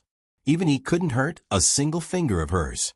Of course, this was with the exception of special injuries caused under certain special circumstances. He schemed, sought the throne, and seized power. It was all just to let her stand at the highest position. No one could threaten her position. Jingwan had never experienced it herself, so she would never know that her heart was actually the softest. Even now, when she was under Li Hongyuan's control, when she comforted him, she removed all distracting thoughts and used up all her patience. That was her most unique gentleness. Not many people could resist it, especially when they were in a vulnerable state. Even though he knew that things were different now, Li Hongyuan was still trapped in the dream of his previous life. Because she was someone else's wife, she rejected him. Even though he used despicable means to take her, she still ran away from him. Then, before he could obtain the supreme power, she left him completely. She was so far away that he could never reach her. So now, he only wanted to hold on to her tightly. No matter if it was herself or anyone else, he couldn't let her leave him. He couldn't, no matter what kind of emotions Jingwan had. She couldn't vent it on someone who was seriously injured and unconscious. She had to be patient and tell him over and over again that she wouldn't leave. That she wouldn't leave. Li Hongyuan finally sobered up a little again. He opened his eyes and looked at Jingwan. His intestines turned 100 times, tenderly and affectionately. Wan. His gaze at this moment made Jingwan's heart skip 2 beats uncontrollably. She felt that it was inexplicably familiar. Plus, his voice. Jingwan abruptly froze, suddenly remembering that strange spring dream last night. That man who made love with her. The only thing she remembered clearly was the other party's gaze. But it coincided with Jin Qinhuang's gaze at this time. Jingwan had the urge to cover her face. Could it be that last night's dream was actually a kind of foreshadowing her encounter today? But why didn't it foreshadow anything else, such as falling off the cliff today? Some things, once they crawled out of your memory, the difficulty of pressing them back would increase exponentially, especially now that she was in a state of ambiguity and fanciful thoughts. Being stared at by him like this, in addition to the disturbing images that kept appearing in her mind, Jingwan inexplicably felt her face turn red and her heart beat faster. She awkwardly and somewhat embarrassedly turned her gaze away. Li Hongyuan reached out and pinched her chin, forcing her to look at him. When Jingwan felt that he might kiss her again, he opened his mouth and said, "Wanwan has never taken the initiative to kiss me." He pointed at his chapped lips. "Kiss me once, then I'll let you go." Even if Jingwan had a good temper, she couldn't help but want to kick him to death. If it wasn't for the fact that she didn't have any interaction with him from beginning to end, and that his attitude was too natural and casual, Jingwan would have thought that he was actually calling her, and that his consciousness was completely awake. He was deliberately taking liberties with her and not treating her as someone else. Li Hongyuan closed his eyes again. His attitude was very obvious. If she wasn't willing, then forget it. But don't expect him to let go. Jingwan was so angry that she raised her hand and hammered him. Li Hongyuan happened to fall on the open wound, and he groaned. Jingwan hurriedly apologized. When he took an inch and asked for a mile again, her apology was immediately thrown out of the sky. She even gave him a few kisses, but subconsciously, she used less strength.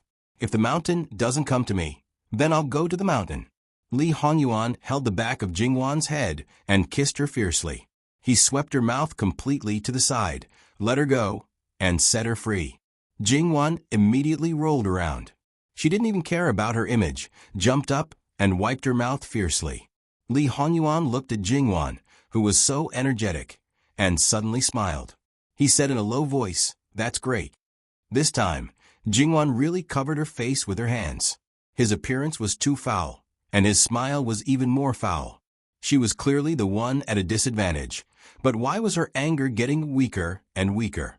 She admitted that she was a love-struck fool, but it turned out that there was an invisible love-struck fool attribute. It was just that she hadn't met such an evildoer before, so it hadn't been discovered. Li Hongyuan gave a low laugh. "I didn't know that Wanwan had such a side." Then he suddenly coughed twice. The red on his face from the high temperature became more obvious, and his breathing weakened again. Jingwan threw away all her thoughts in an instant. She reached out to touch Li Hongyuan's forehead. She unconsciously pulled her hand back like she had been burned. The temperature rose again. Jingwan's heart was burning with anxiety. She was not only worried about Li Hongyuan's life, but also about her little life and the fate of the Luo family. A dignified prince had died in front of her. It had nothing to do with her, but it also had something to do with her. Then the Luo family would be implicated by her. Your Highness, please don't let anything happen to you." Your Highness. Jingwan hurriedly rebandaged his wound and wiped his body, while trying to wake him up. Wan, don't leave me. Even if he fell asleep again, he still murmured this sentence. All right, I won't leave. As long as you're well, I'll promise you anything. Jingwan should be glad. When she answered this sentence, Li Hongyuan's consciousness had almost sunk into darkness. Otherwise, according to his temperament, if he caught this sentence in the future, who knew how much land Jingwan had to give him and how much compensation?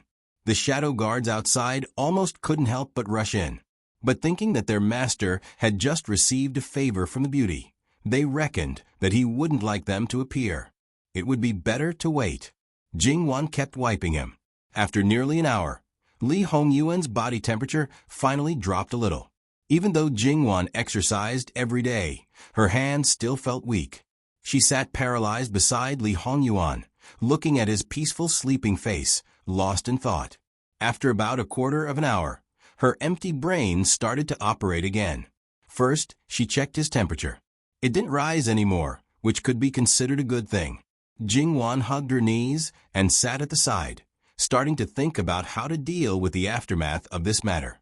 As for losing her first kiss and being molested by him, she naturally wouldn't be like a native girl who sought death. She would just treat it as being bitten by a dog. Right now, she wasn't sure who would find them first. Would it be someone from her family? Would it be a monk from White Dragon Temple? Would it be Jin Qinhuang's people? If it was the former, she believed that they would be willing to help her cover up the matter. If it was a monk from the temple, as long as Great Master Liaochen was really like the rumors, then there was no need to worry. The trouble was the latter. They obeyed Jin Qinhuang's orders, and could even be considered as Jin Qinhuang's private property. Everything was for the benefit of Jin Qinhuang. In their view, since she saw their master's body, then she was already their master's person. Although she was a junior of a court official, her background wasn't that strong.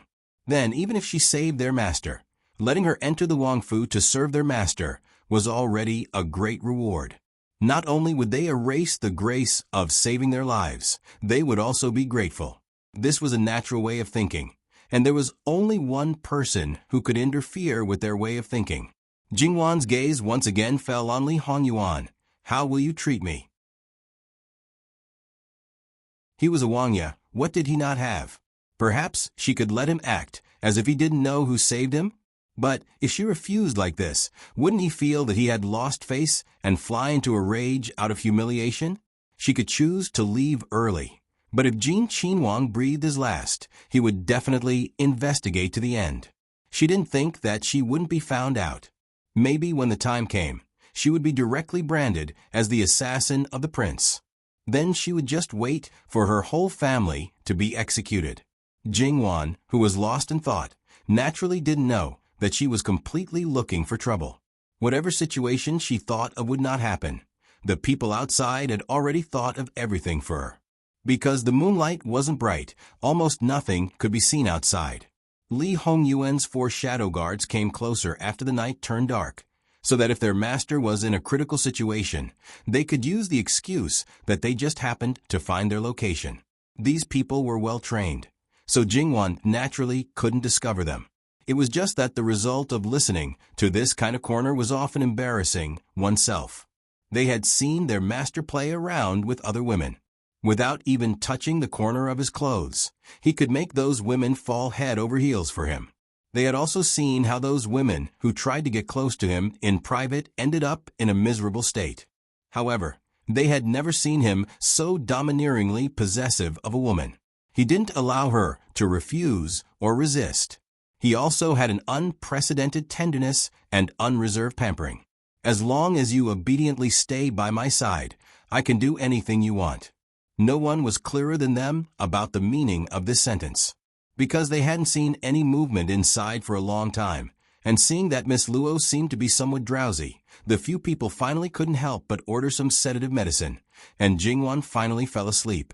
The few people hurried in to check on Li Hongyuan's situation, but before they could approach, the sleeping Li Hongyuan suddenly opened his eyes, sharpness and killing intent coexisting. The few people were frightened by his gaze. When they came in, they were very sure that their master was asleep, so the current situation could only mean one thing. The injured master was more alert than usual. Even if it was a sound that ordinary people couldn't detect, he could let him know, and then he reacted almost instinctively, forcing himself to wake up. Perhaps what made him react this way wasn't that he was afraid that someone would take the opportunity to harm him, but that he always remembered in his consciousness that there was another person who needed his protection by his side. The few people hurriedly knelt down on one knee to beg for forgiveness. Li Hongyuan didn't look at them. His eyes fell on Jingwan, who fell beside him. "Master, it's just a sedative medicine, not a knockout drug," Anjiu hurriedly explained in a low voice. This was the reason why they came in now, because they didn't dare to use knockout drugs, and sedative medicine didn't have much effect in a situation where people were more alert. Li Hongyuan didn't make a sound. After a moment, Anjiu came forward. Because he only paid attention to him and didn't pay attention to Jingwan, Anjiu almost touched Jingwan, so he was kicked by Li Hongyuan. Fortunately, he didn't have much strength now, so Anjiu wasn't injured. The few people's eyes darkened. Perhaps it was because their master cared far more about an insignificant woman than they, the subordinates, who risked their lives for him, so they felt it was unfair in their hearts. But after Miss Luo came to the capital in a short period of time, especially today's matter, they gradually realized that in their master's heart, Miss Luo might have already surpassed himself. So, what other thoughts could they have? Anjiu came forward again, and naturally went around from the side. After checking Li Hongyuan's pulse, Anjiu found that Li Hongyuan's situation was better than he expected. He looked at the bandage, and wasn't sure if it was related to Miss Luo's previous treatment method. He was quite surprised when he saw it. Miss Luo even knew some things that they didn't know, so he was no longer surprised that she could take care of people so well. He looked at the knot of the bandage again. It didn't knot, so he gave up the idea of opening it to look at the wound. Li Hongyuan didn't refuse to eat the pills that Anjiu handed over, and then told them when they would come to pick him up. Quietly coming and quietly leaving. Then a doubt emerged in their hearts. When Master was facing Miss Luo before, was he completely awake, or was he in a semi-conscious state? If it was the latter, they could reluctantly accept it. After all, it was the person he had been thinking about for so long. It was understandable that he couldn't control his emotions. But if it was the former, even if it was their master, they couldn't help but say that it was too shameless. The shameless Jin Qinhuang would only be more shameless. He didn't know what was called the most shameless. Even if Jingwan fell asleep because of the sedative medicine, her sleep wasn't very peaceful. After hearing Li Hongyuan's movements, she sat up. She was annoyed at how she fell asleep and hurriedly went to check on Li Hongyuan's situation. This time, she didn't feel hot, but felt cold instead. Jingwan turned around and poked at the fire, adding in some firewood. Then she prepared to move Li Hongyuan closer to the fire. But she forgot that this was a jackal who didn't forget to eat meat even when his life was in danger. So when she approached him, she was pulled over, and he even habitually grabbed her to his mouth and took 2 bites. Jingwan's face immediately darkened, hating herself for not having a long memory. But this time, she learned to be obedient. As long as he didn't move his mouth, she would let him hold her and not struggle. Then she tried to use the previous method to appease him. Unfortunately, this time, even if her mouth was dry from talking, a certain person didn't move. He just held her in his arms like he was protecting food. Jingwan finally gave up and gave up. She would just treat it as a natural heater. In any case, it was still cold at night. In this world, Jingwan had been sleeping by herself since she was born. Because she wasn't a real child, even the nanny who accompanied her to sleep was rejected by her. Suddenly being held in someone's arms, plus the pain in her body, she felt very uncomfortable. She couldn't do anything while being imprisoned in his arms. She might as well sleep peacefully. But even if she was sleepy and tired, it was still very difficult to fall asleep. Jingwan tried to ignore the hand on her waist as much as possible. She began to count sheep in her heart. She didn't know how long had passed before she finally fell asleep in a daze. Jingwan didn't know that after she fell asleep, Li Hongyuan actually opened his eyes. Right now, he was really very awake. It had to be said that this was thanks to his strong physique and Njio's medicine. Everyone said that he didn't raise trash. Njio's medical skills were naturally very good.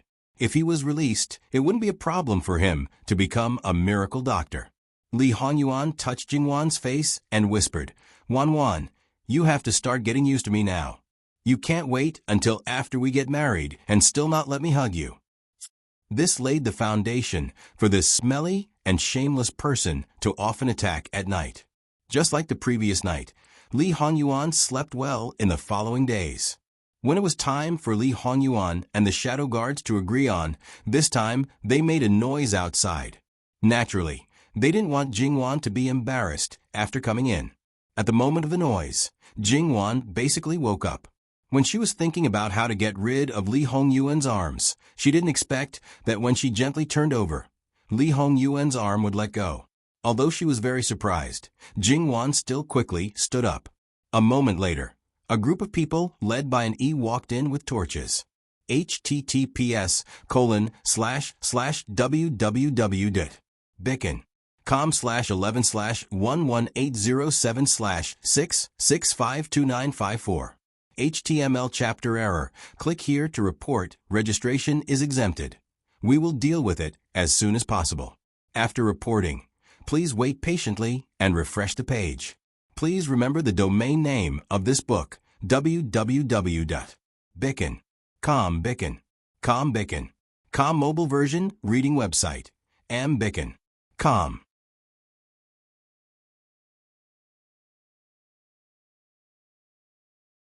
Chapter 73. Does Miss know who we are?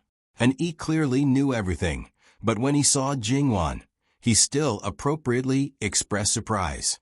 Jingwan didn't answer him and just glanced at Li Hongyuan. Her meaning couldn't be more obvious.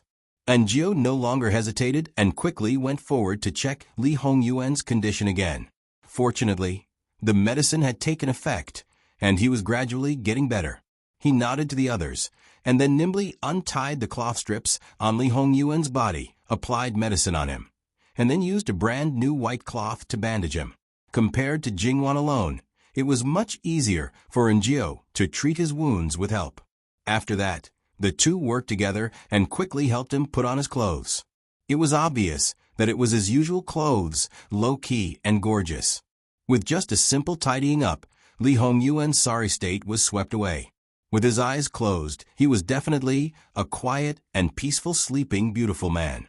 An E saw that Li Hongyuan's side was neatly tidied up and once again looked at Jingwan. We all know about what happened halfway up the mountain. It seems that Miss is the Luo family's third Mississippi. For Miss to be safe and sound, it is worthy of celebration. Jingwan nodded, indeed. After hesitating for a moment, she opened her mouth. May I ask how are the others? Their lives are not in danger. Even so, it didn't mean that they were all right. However, it was good to be alive. Being alive represented hope. Many thanks. You don't deserve it. It should be us thanking Mississippi. If it wasn't for Miss, we don't know what would have happened to Master. If something happened to Master, we can't absolve ourselves from a blame even if we die 10,000 times. It was just a coincidence that we ran into him. If it was anyone else, they wouldn't leave him in a lurch. Moreover, Jin Qinwang is a noble descendant of the heavens. Naturally, the heavens help the worthy. And he secretly said in his heart, there wouldn't be anyone else. If they happened to run into him, they would also be cleared out. Miss is too modest. Jingwan declined to comment and didn't want to be entangled in this matter anymore. Then, it's still the same words as before. How are you going to deal with me? Not only an E, but even the others were secretly complaining incessantly. They had already diverged, so why did they have to turn back to this question? Jingwan only thought that Li Hongyuan was still asleep, but they knew very well that their master was awake. How could they dispose of his sweetheart in front of their master? How many lives did they have? But the second time she asked if he still avoided talking about it, it would inevitably arouse her suspicion. An E glanced at his master, hoping to get a hint. Unfortunately, his master clearly planned to pretend to the end. Looking at the others, all of them were very busy, and none of them paid any attention to him. He secretly scolded them for having no sense of loyalty. However, he also knew that these guys did not want to offend their future mistress. What if she decided to settle accounts with them in the future? After pondering for a moment, he could only brace himself and ask, "Miss, what are your thoughts? Do you want a status or something else? Can you handle this kind of small matter on behalf of your master?" Jingwan interrupted him. "Small matter? Great aunt, ancestor, your matter, even if it's a sesame or mung bean, you still have to deal with it as a big matter. Moreover, this really is not a small matter. You don't have to look down on yourself. This one naturally cannot, but this one will report misintentions back to my master and let him decide." Jingwan thought that according to Jin Qinhuang's casual attitude towards women, it would be normal for his subordinates to casually deal with people. Fortunately, Li Hongyuan did not know Jingwan's thoughts, otherwise he might be so angry that he would vomit blood. It was even more likely that he would ruthlessly retaliate against Jingwan. "Then, please tell Wangya that Chenu does not want anything. Treat it as if I have never seen Wangya and have never saved Wangya. Naturally, you have never seen me. There was no intersection in the past, and there will be no intersection in the future. Great aunt, I'm afraid that I can't let you do as you wish. Not only was there an intersection in the past, there will be an even greater entanglement in the future. This one will pass on Miss Words as it is." Jingwan nodded. "I will wait for Wangya's decision.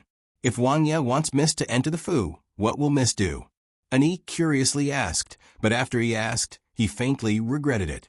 He originally wanted to remedy the situation, but because he had been intentionally or unintentionally paying attention to his master, fearing that he had some instructions that he did not see. This time, he really bumped into his half-opened eyes. He did not need to think to know that his master also wanted to know the answer, so the words that had just slipped to his mouth were swallowed back down. "You are too rude." Even for family background was not prominent, but this was not something that a bodyguard could ask, even if his bodyguard served a member of the imperial family. And Yi was embarrassed. He was the one who sought death first, so even if he really died, he had to bite the bullet and seek death to the end. "This one is only doing my duty. I thought that if my master asked, there would be an explanation. I did not mean to offend Mississippi, asking Miss to forgive me." Jingwan smiled. Truly a loyal and good bodyguard. This question, "Wait until your master really wants me to enter Jin Wangfu. Then I will use my actions to tell you." And Yi felt that although she was smiling, her eyes were really cold. It even made him feel that it was very similar to his master at certain times, making him unable to help but feel apprehensive. This time, perhaps he had really offended her. He could only hope that she would not hold a grudge. Otherwise, as long as she had the slightest intention of finding trouble with him, he believed that his master would be very happy to teach him a lesson to please her. His heart was so tired. He was clearly taking the blame for his master, but he did not get any benefits. "Then, we will leave first." They stepped forward to help Jiao help Li Hongyuan up. "Wait." Jingwan called out to them. "Miss, what else do you want? Who can do me a favor and cross off this mark? Let others think that I was scratched by a broken branch when I fell from above." Jingwan did not avoid touching her neck. As soon as these words came out, these shadow guards felt that their surroundings seemed to have become a lot colder. Their backs felt cold, and they resisted the urge to look at their master. "What, is it very difficult? I don't know the severity of the matter, and am worried that I will hurt my blood vessels if I use too much force. If it's you guys, you should be able to cover the mark without hurting it too much." The meaning behind her words was that even if they did not do it, she would do it herself. This problem was even more of a headache than the first one. Looking at their awkward and evasive gazes, Jingwan said, "I thought that you guys were used to this kind of mark and didn't find it strange. But in fact, when you came in, didn't you already see it? And your expressions were very certain who did it. But now, you're so shy that you don't look like a man at all." Jingwan didn't hold back and stabbed Li Hongyuan first, then stabbed the group of secret guards until they were drenched in blood. Great aunt, I'm really wronged. They definitely have never seen these things. Also, please don't talk nonsense, it will kill people. It's completely because your bite mark is too obvious that we saw it at a glance. We definitely did not pry on purpose. It's not that we're not like men, it's that you're more valiant and bold than men.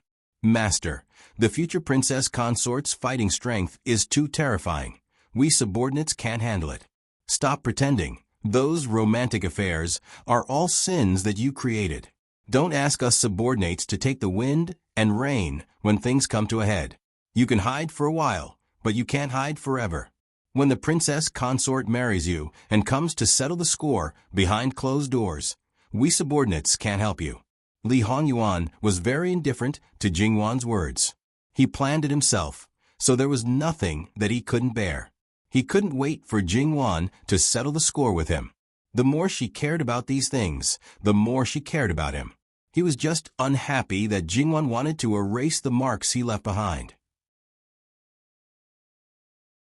Although he wasn't sober at that time and didn't have a good taste of Wanwan's blood, when he was sober, he couldn't bear to hurt her. But now he didn't regret it. Compared to a long period of time when she had to hide it and might be discovered by others, it was indeed more convenient to just erase it directly. Even if she didn't experience ups and downs, Wanwan was decisive and resolute in her bones. This kind of thing wouldn't cause harm to others, and she only needed to leave a scar as the price to put an end to many troublesome things. She didn't need to think about what she would do. As for this group of insensible people, the future mistress's neck should be looked at indiscriminately. She had to wash their eyes properly when they went back. Erasing the bite mark was a foregone conclusion. Li Hongyuan naturally couldn't let her do it by herself, so he secretly touched Jiao. And Jiao, who got the hint, was not surprised. He was the most suitable person to do this kind of thing, but every time his master thought of it in the future, he was afraid that he would remember it. He wouldn't remember that he was the one who gave the order now. And Jiao accepted it very calmly. I'll do it. I think I know a lot about external injuries. What do you think, Miss Luo? Jingwan nodded. It didn't matter who did it. It would definitely be better than her. And Jiao broke the branch and walked to Jingwan. Now she inexplicably felt that she was much more dazzling than before when she was in a coma. She didn't shrink back when she encountered difficulties. She faced difficulties head-on. She did things and spoke neatly, without hesitation. She wasn't arrogant, but one could feel her pride. Everything she showed was far beyond the calmness and wisdom of her age. She was very similar to his master, who was mature many years ago. At this moment, Jiao seemed to suddenly understand a little of the reason why his master was so obsessed with her. Indeed, only such a woman was the most suitable for his master. Because when something happened, she would not only not be a hindrance, but could even preside over the overall situation when his master was not there. It needs to be realistic. The wound may be a little long, but it only needs to be covered up on the surface. After all, even a master of external injuries will not carefully check the wound on your neck. Jingwan frowned slightly. Make it deeper. I don't want to cover it up for a while, but for a lifetime. The fake surface wound is too shallow. After healing and removing the scab, the imprint inside is as clear as before. Then what I'm doing now is just suffering in vain. And Jiao was speechless. After looking carefully, he found that his master's bite was not ordinary ruthless. Even the best medicine to remove scars could not disappear. Probably, he really wanted to accompany her for a lifetime. To completely cover it up, the scar left behind might be bigger. Did his master regret it? It will be very painful. If Miss Luo can't bear it, if I were you, it's already over. Don't you know that the more you hesitate, the greater the impact it will have on the other party? Jingwan said, tilting her neck and silently urging. Jiao's hands inexplicably trembled. He didn't have this reaction when he was treating his master's wound. Jingwan smiled at him comfortingly and even joked, "Steady, otherwise my life will really be lost in your hands." Sure enough, the more he said, the greater the impact on the other party. He really deeply felt it, and the feeling of being on the back. He could be sure that his master was staring at him. Great Aunt, please don't laugh. Master's vinegar jar is about to overturn. Originally, he had already held a grudge against you for making a move. After it was over, he'd better ask to train for a period of time. If you're like this, perhaps it's better for me to do it myself? Jingwan still smiled. Swish swish, Jingwan felt an obvious pain, but her heart felt a lot more relaxed. In this place where women were extremely harsh, such a bite mark, not to mention an unmarried girl, even a married woman would attract gossip. Those who thought that they were noble and cultured, once they saw this kind of thing, would spit out the most vicious, cruel, and unkind words. Because they themselves were deeply bound, they couldn't tolerate anyone being different from them. In the eyes of others, Jingwan didn't even frown. She just covered it with her handkerchief. But then she thought of something and loosened it, letting the blood stain her collar. Not to mention that Li Hongyuan saw the blood on Jingwan's neck. His eyes became more and more dangerous. Even Enjio frowned in disapproval. Miss Luo. Jingwan didn't care and waved her hand. I fainted when I fell down. If there's no blood on my clothes, how can it be justified? I'll deal with it later. Master refused to treat the wound, and now she refused his advice. The purpose was to succeed in the disguise. On this point, the two seemed to have a tacit understanding. The difference was that Miss Luo was doing it for others, while Master was doing it for himself. Comparing the two, it seemed that Miss Luo was more open-minded and selfless, while Master was selfish and narrow-minded. Enjio handed her a bottle of medicine.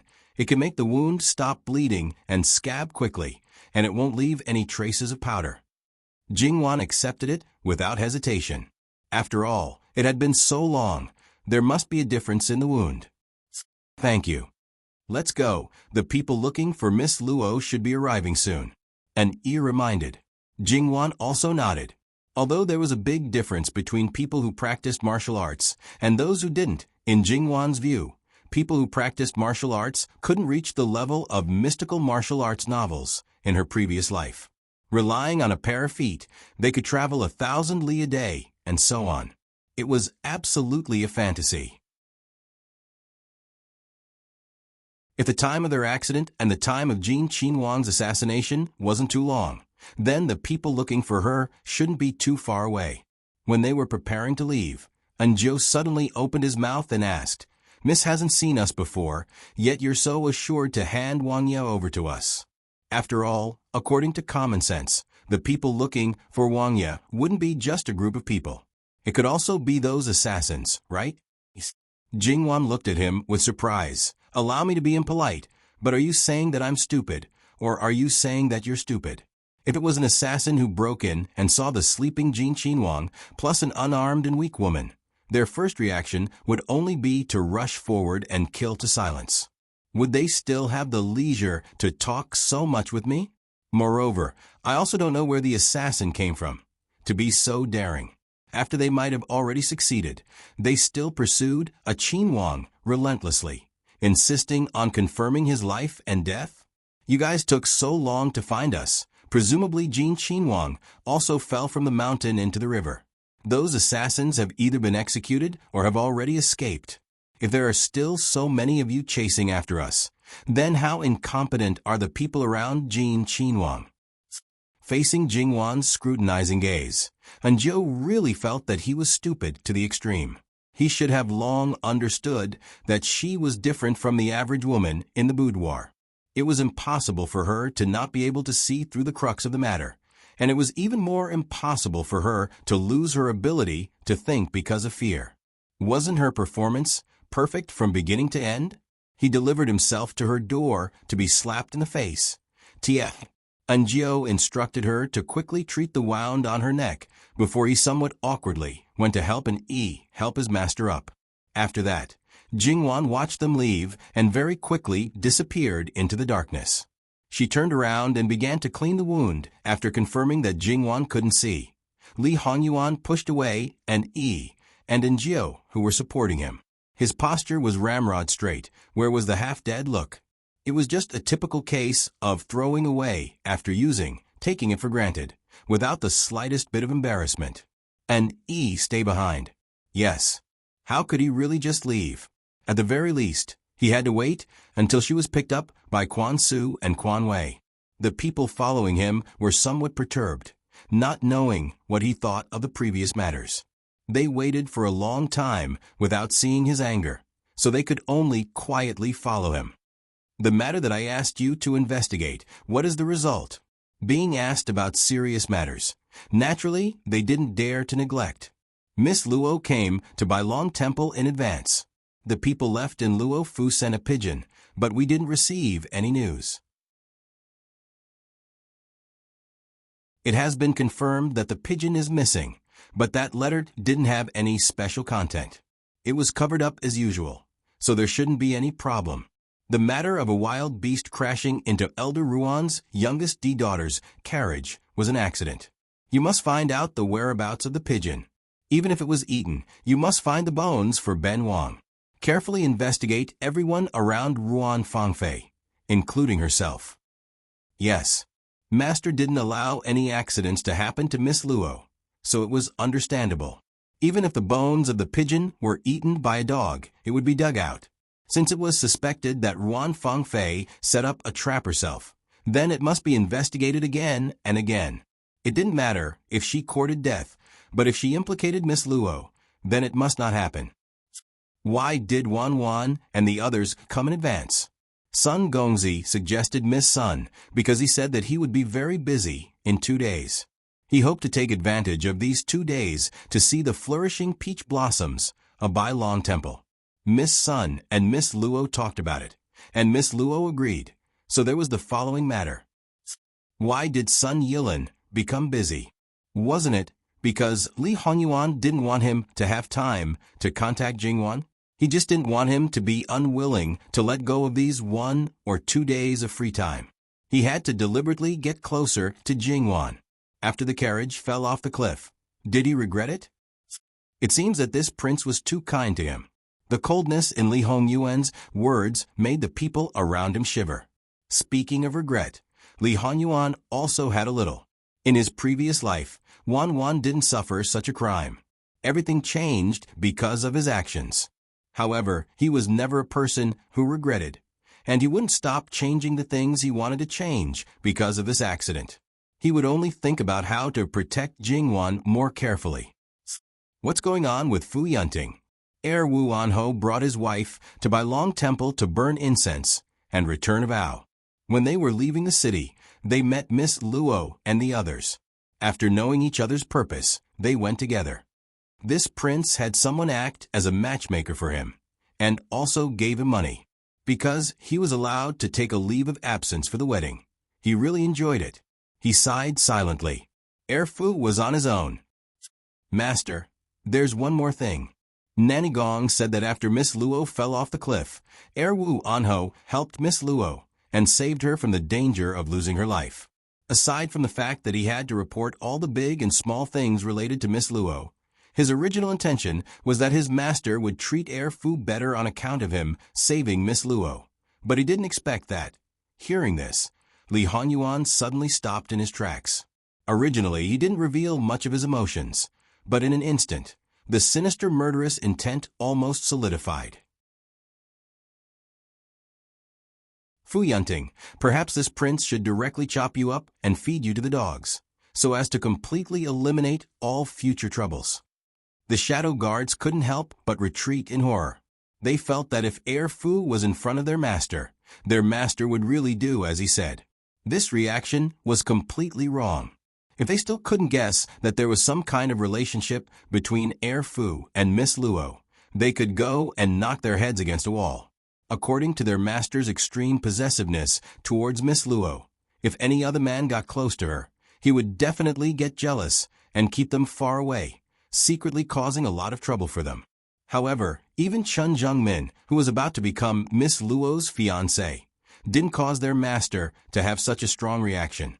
Since it was Fu Yunting who stepped on their master's sore spot, then no matter what kind of abyss of suffering he had in the future, they wouldn't dare to sympathize with him anymore.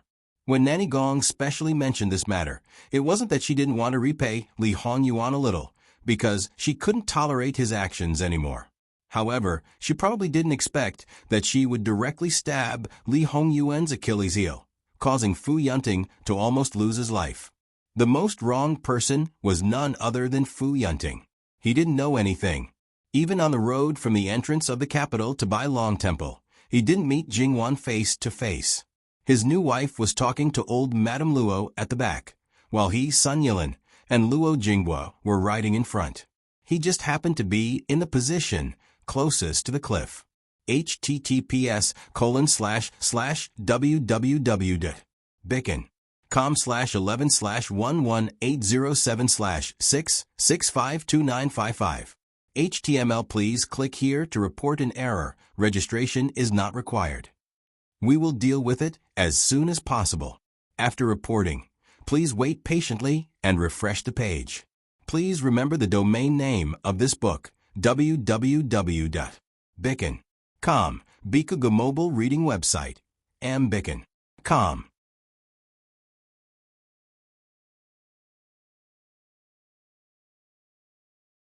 Chapter 74. This time, except for Jingwan, it took them 4 to 6 hours to rescue the others from the cliff. The main reason was that the terrain was too dangerous. Even if they used ropes to drop people down to save them, it was difficult to find a place to land. It was all thanks to the many monks of White Dragon Temple. Their lower bodies were solid, and their strength was great enough. It could be said that they directly paved a human ladder. If it were other servants, they would have become weak before they could get down. In addition, Jingwan's carriage was at the outermost, sandwiched between two trees. The horse was hanging in midair. When all the people who were thrown out of the carriage were rescued, the horse had been hanged alive. If that was all, it would not be a big deal. However, Yuan Xiaoqiao and Zhou Shuang were still in the carriage. After such a long time, the roots of the two trees had been turned over from the soil. Even if the carriage was on the verge of collapse, the two of them shrank as much as possible to the back of the carriage. Their hands were tightly gripping the window. Even if their nails were bleeding, their fingers were numb, and their consciousness was getting worse, they did not dare to move. They were afraid that they would fall down. They did not know why they were still holding on. In this way, they could not directly cut the rope of the horse. Jingwan was still below. They did not know her exact position. If they let the horse fall, what if it hit her? Some people wanted to say that since it was confirmed that she fell on the bottom of the river, how could there be a chance of survival? But when she saw Madame Luo's tense face, she didn't dare to say it out loud. In the beginning, someone had only muttered a few words, but she had heard it from far away. She looked at the amiable old woman with a fierce gaze, as if she wanted to devour someone. And it was definitely not only Madame Luo who cared about Jingwan's safety. Even the most obedient cat would show its sharpest claws after this. Whoever dared to say another word would not have a good ending. Even if White Dragon Temple had already sent monks and Luo family servants down the mountain to find Jingwan, even if the others were rescued, Madame Luo still stood at the edge of the cliff and refused to leave. Gong Mama did her best to comfort old Madame Luo, telling her that Miss was blessed by the heavens and that nothing would happen to her. However, these words were useless and powerless at the moment. Nanny Gong was such a strict person that she would never criticize others in her heart. When she stood beside Madame Luo, she cursed Li Hongyuan fiercely in her heart. That bastard had always done whatever he wanted without considering the feelings of others.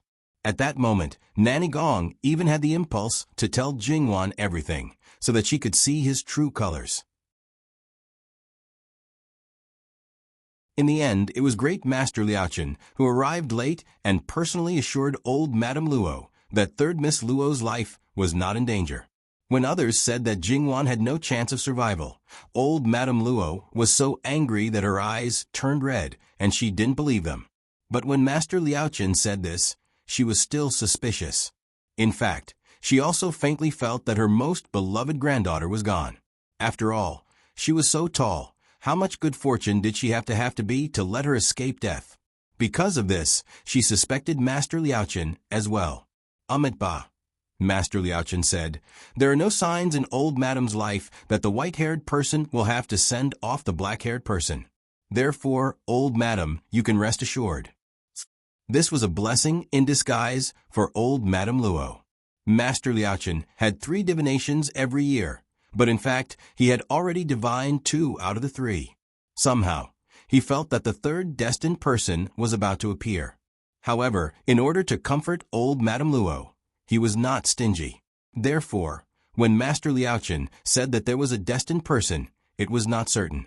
He was always merciful, not inflexible at all. Old Madame Luo was startled. Only then did she remember Master Liaochen's reputation. For decades, his predictions had never been wrong. She finally showed a look of surprise. Thank you, Master Liaochen. Thank you, Master Liaochen. Other than anything else, she would definitely add a large sum of money to the White Dragon Temple. Hearing this, the others breathed a sigh of relief. As for whether her injuries would be serious, when people were in desperate straits, a little bit of comfort was enough. At this time, their thoughts were almost the same as Jingwan's. As long as she was alive, there was hope. If something really happened, the Luo family would be able to support her for the rest of her life. Fu Yunting was the only one who didn't even have a scratch on his skin after falling off the cliff. He had helped save people before, and now he finally relaxed his clenched fists. He also felt a little less guilty. In fact, he had been blaming himself. If it wasn't for him, perhaps the Luo family's third daughter wouldn't have. The most regretful and distressed person was Sun Yilin. The situation of the woman he had fallen in love with was unknown, and his younger sister was seriously injured and unconscious. Most importantly, her face was injured. Such a deep and long cut, from the bottom of her earlobe to the corner of her mouth. If it was a little deeper and a little longer, it would have directly torn open the corner of her mouth. How terrible would that be? No matter how good the medicine was, it would be impossible for her to recover to her original state. Even if he just hoped that her face could be smoother, it would be very difficult. His younger sister could be considered as completely disfigured. He didn't need to say how important a woman's face was, especially in a family like theirs. His younger sister's marriage hadn't been decided yet. Without that face, there would be no value in a marriage alliance. It was conceivable that his father would not hesitate to give up his younger sister and support the concubine's younger sister. A woman who fell from the clouds into the mud would only receive more ridicule, humiliation, and trampling. Not to mention his concubine's younger sisters, who had always been at odds with his younger sister and were jealous of her. If they were allowed to gain power, his younger sister's fate was unimaginable. Jingwan being able to survive was naturally a blessing in disguise. However, this matter was far from over. Sun Yijia was the only legitimate daughter of Duke Ding, and Ruan Fangfei was the youngest legitimate daughter of the Grand Secretary of the Cabinet. Both of them were unmarried, and their value was far greater than their own. Because of Sun Yijia's disfigurement, she suddenly turned from a treasure to a broken piece of debris. Not to mention what would happen to Ruan Ruizhong, Duke Ding was bound to ask for an explanation. The so-called explanation, to put it bluntly, was to ask for benefits. Among the people involved in this matter, the one who could benefit the most from it was Ruan Ruizhong and Master Liaochen. The former was not easy to deal with, and his daughter had also been harmed. In addition, the cause of the accident was not Ruan Fangfei, so it would be difficult to extract benefits from him. The latter, on the other hand, was more valuable. If he could exchange Master Liaochen for a chance to defy the heavens and change his fate, Duke Ding wouldn't feel bad even if he lost all of his daughters, let alone one. Everyone knew what kind of person Master Liaochen was. Logically speaking, when such a big thing happened, he should have been the first to appear. If he came late, it could only mean that he had other important matters to attend to. The monks of White Dragon Temple wouldn't delay the rescue because of this. So naturally, no one could blame him. As for the beast that caused the trouble, they couldn't pin the crime of lax discipline on him just because he was in White Dragon Temple's territory. No one knew that an even more serious matter had happened on this mountain. Madame Luo and the others were anxiously waiting for Jingwan's return. As soon as the incident happened, each family had sent the news back to the capital as quickly as possible. The first person to know about everything here was naturally Li Hongyuan's father, Lu Qingdi. It could be imagined how angry he was when he learned about this matter. His son had been chased away by him for less than a day, and something had happened to him.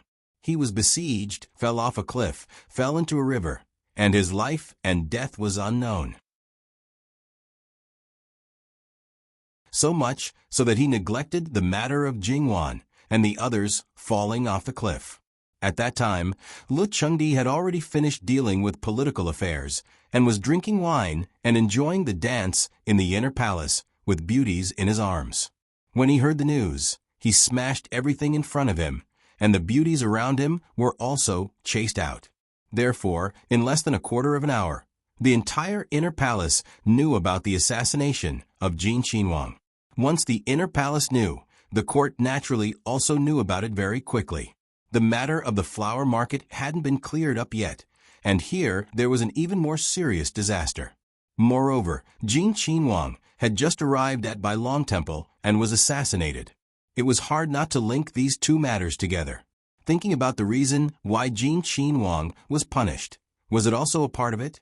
Was it someone who deliberately schemed against him?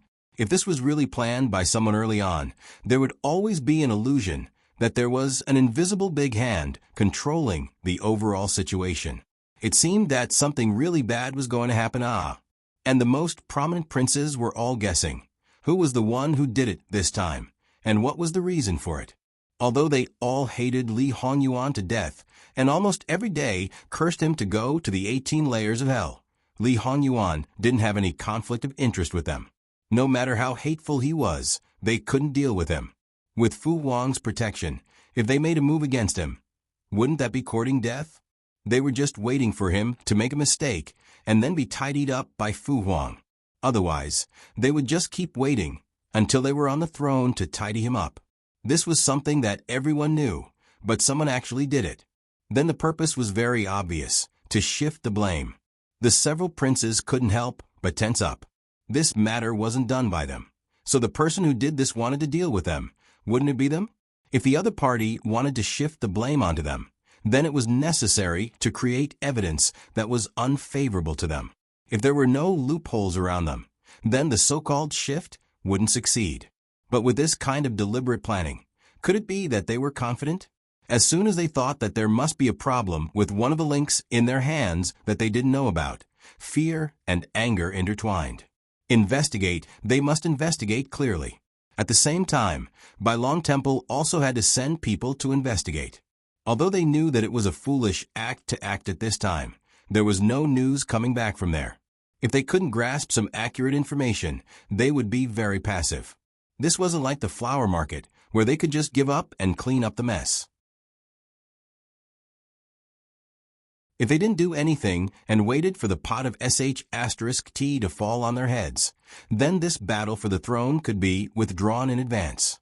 As his mother, imperial concubine Su rushed to Lu Qingdi's place in an attempt to get more information. Imperial concubine Su didn't wail and didn't even shed a tear. But her forbearance, restlessness, and panic were all seen by Lu Qingdi. "My dear concubine, don't worry. It's said that scourges live for 1,000 years. That evil creature is the scourge of scourges.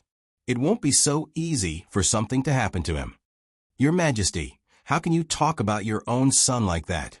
Imperial concubine Su glared at him. Okay, I said something wrong.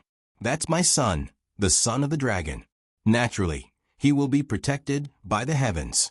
Naturally, he will turn misfortune into good fortune and misfortune into good fortune. Imperial concubine Su softly hummed and wiped the corners of her eyes with a handkerchief. Although Yuan has a bad temper, he is the most filial. When he heard that this concubine missed the vegetarian food in Bailong Temple, he sent someone to quickly send it back at noon. He has always been spoiled. Although this concubine didn't say it, I was afraid that he would suffer. But, Imperial concubine Su's voice was a little choked. It's all this concubine's fault. If I didn't send Yuan to Bailong Temple, perhaps this wouldn't have happened. Why couldn't I pray for blessings? Why did I have to send him to Bai Long Temple? If elder sister were to find out, she would definitely blame me. Perhaps it was because she was too emotional, but Imperial Consort Su spoke without thinking. Lu Chengdi's expression changed. No, Yuan will be fine. If something happens to him, this concubine will definitely make the person behind the scenes regret walking in this world. Imperial concubine Su felt his coldness and killing intent and couldn't help but feel a little frightened. She knew very well that Lu Chengdi might not have thought of passing the throne to Yuan, but Yuan's position in his heart was definitely the most special among all the princes. He was so special that he was irreplaceable. He was so special that he would give up his favorite prince because of him. Lu Chengdi's reaction was a little slower, but he also had some connections that the ministers could think of. It was also at this time that Lu Chengdi's personal attendant returned. Your Majesty, this servant has asked. Imperial concubine Su looked at Lu Chengdi with some confusion. In fact, she was also asking him if she should leave. Lu Chengdi looked at her comfortingly. Speak. Chun Gung, concubine Li, her maiden name is Chun, said that before she entered the palace, she was already not a virgin. That Mama Gong who examined her body had connections with her maiden family and helped her hide it. She didn't want this matter to be known by someone and secretly threatened her. A few days ago, she even told her that because she entered the palace and was favored, her maiden family became arrogant and domineering. They accepted bribes, forcibly occupied fertile land, and killed people. Each and every crime is unforgivable. If Chun Gung doesn't listen, she will bring the matter of her maiden family to His Majesty.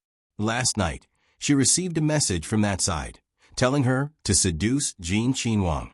After the matter is completed, not only will they help her keep the secret, but they will also prove her innocence in front of His Majesty. They will also help her clean up the matter of her maiden family and ignore any future troubles.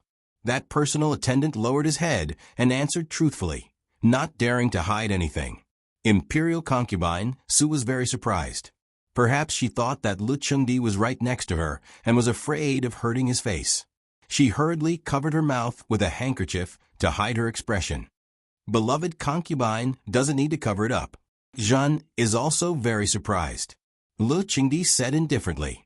Relatively speaking, Lu Chengdi's temper was relatively good. These past few years, when he lost his temper 7 out of 10 times, it was because of Li Honyuan. Almost every time, he would fly into a rage. But when he was truly furious, he was actually very calm. Every time he was like this, it meant that the consequences of the matter would be very serious. The angriest and calmest time was when he strangled her to death with his own hands, even for someone like Imperial concubine Su. At this time, her heart was beating faster and faster. The so-called thunder and rain were the grace of the monarch. This sentence was not false at all. No matter how many tricks you used, no matter how much honor and favor you were, one sentence from him could make you lose everything. When you couldn't hold him in the palm of your hand, you were destined to be controlled by him. Don't blame Imperial concubine Su for being the most favored in the harem for more than 20 years and still being afraid of him. Also, don't blame so many people for wanting his throne. Take all the palace servants around Chun Gung into custody. Gather all the palace concubines and palace servants in the harem to watch them being interrogated. Those who don't speak will be beaten to death. Beloved concubine, go take a look too. He gently patted Imperial concubine Su's shoulder. Imperial concubine Su's hands and feet were ice cold. Her hands and feet were stiff like a puppet as she bowed and left. Those who don't speak will be beaten to death. Let's not talk about whether Chun Gungi's palace maids knew about her, and whether they were the ones who helped the mastermind to threaten Chun Gungi. If they couldn't say anything, they would die. If they didn't know and said something, they would still die. If they really were a spy, they would still die. This meant that all the palace servants who previously served Chun Gung will be beaten to death. Lu Chengdi was killing the chicken to warn the monkey. He was using this method to tell everyone in the harem that he was the true master of the harem. If they wanted to cause trouble under his watch, they had to be prepared to be severely punished. Chun-Gung-yi was not a virgin before entering the palace. As the monarch, he was deceived. In addition, she seduced his son. As the saying goes, deceiving the monarch first and intending to wear a green hat later, Lu Chengdi had eyes but failed to see, and pampered her for several months. It could be said that this made him lose all face. This kind of thing should have been tightly covered up, but Lu Chengdi did the opposite. It could be said that he was announcing it to the harem. With such an open cover, how many courtiers would not know? An emperor who didn't even care about his own face. Then what exactly did he want to do? It was terrifying to think about. Perhaps because he had vented some of his anger, Lu Chengdi's mood calmed down a lot. He firmly believed that his evil son would not die so easily. Finally, he seemed to remember that there seemed to be another matter. He took the letter again and read it carefully. The letter was concise and to the point. It only explained the cause of the incident and the people who fell off the cliff. The situation of those people was still unknown. It seemed that the next letter would be after the result of the incident. Lu Chengdi frowned. He was not sure whether the two things were related. After all, it was a sudden accident on the other side. His son was assassinated here. He had reason to suspect that the killers deliberately created chaos to lure the monks of White Dragon Temple away. Without the help of the monks of White Dragon Temple, it would be easier to assassinate his son. If this was really the case, then the whole thing would become more complicated and troublesome. If it was just a coincidence, then it wouldn't be much less troublesome. Some people might try to link the two things together. After all, it was easier to fish in muddy water. In this way, Lu Chengdi had to consider the worst case. None of the old foxes in the imperial court were easy to deal with. Lu Chengdi had a headache. These bastards couldn't stop. He secretly made up his mind that he would punish the mastermind severely once he caught him. After thinking about it, he still couldn't come up with a good result. Therefore, without saying anything, he summoned all the elders of the people involved in the letter to the palace. It seemed that they had already known about it. Of course, the elders of Fu Yunting were excluded. Only he, who was paralyzed in bed, was not dead probably because of his nephew's marriage. He was not dead, but just like a living dead. Lu Chengdi directly threw the trouble to them.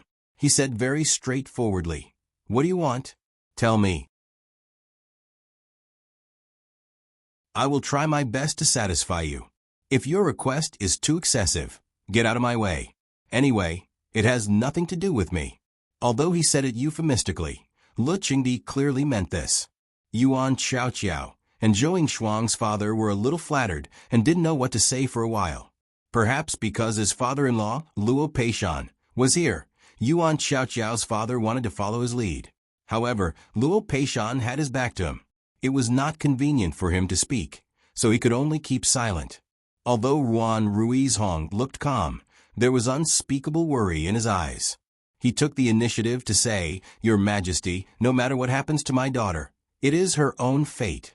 This matter has nothing to do with your Majesty. It is my honor to receive your Majesty's favor. It is my daughter's honor. I dare not ask for anything more from your Majesty." That was why people said that the Grand Secretary of the Cabinet was extraordinary. Hearing these words, Lu Chengdi felt that it was ironic. Compared with Lu Chengdi, Duke Ding was not very happy. He cursed twice fiercely. "You know how to pretend to be a good person. Your Majesty, the specific situation is still unknown. It is better to wait until it is clear." He didn't care about Sun Yijia's safety, but he didn't know the specific situation. It was not good for him to speak. If she died, naturally, he could get the most benefits. She was his favorite, not his treasure. If she was seriously injured, it would be best if the emperor could solve her future for her. If she was lucky and only suffered minor injuries, then it would be best to make it as serious as possible. In short, the abacus in his heart was crackling. "Aiqing Luo, what do you think?" Lu Chengdi saw that Luo Peishan was silent, so he asked, "Your Majesty, this subject believes that this subject's granddaughter will be safe and sound. Therefore, this subject has no request." Lu Qingdi looked at him and was quite surprised. Luo Peishan usually didn't speak like this. However, looking at his appearance, he really didn't mean what he said. However, didn't this mean that he really valued his family's younger generation? Only if he truly cared would he wholeheartedly hope for her safety and not ask for anything else. Okay, I got it. As for the other two people, Lu Qingdi was too lazy to pay attention to them. They were purely going through the motions. At worst, they would be rewarded after the event. This was already the most benevolent thing they could do. If it were any other time, Lu Qingdi wouldn't care even if a few more people in his family died. After the people were rescued, the families naturally sent letters to him. Lu Qingdi was the only one who had not received any news from his evil spawn. The waiting process was always worrying. The longer it went on, the more impatient he became.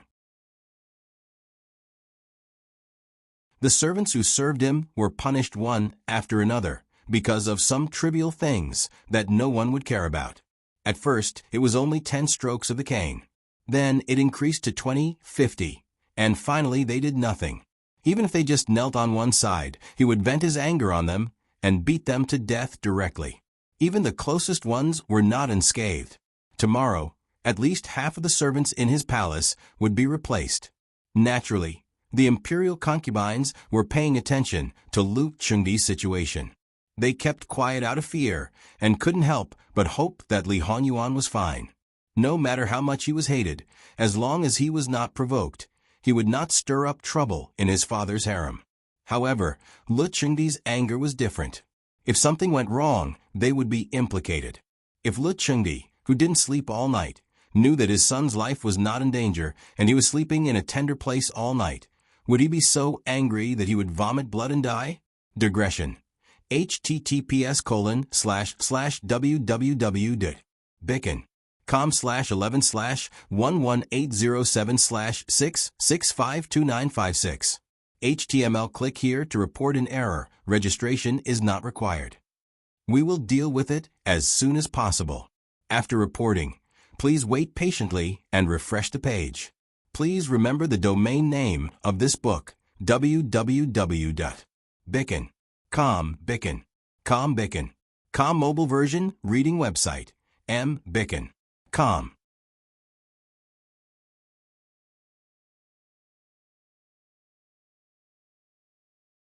Chapter 75.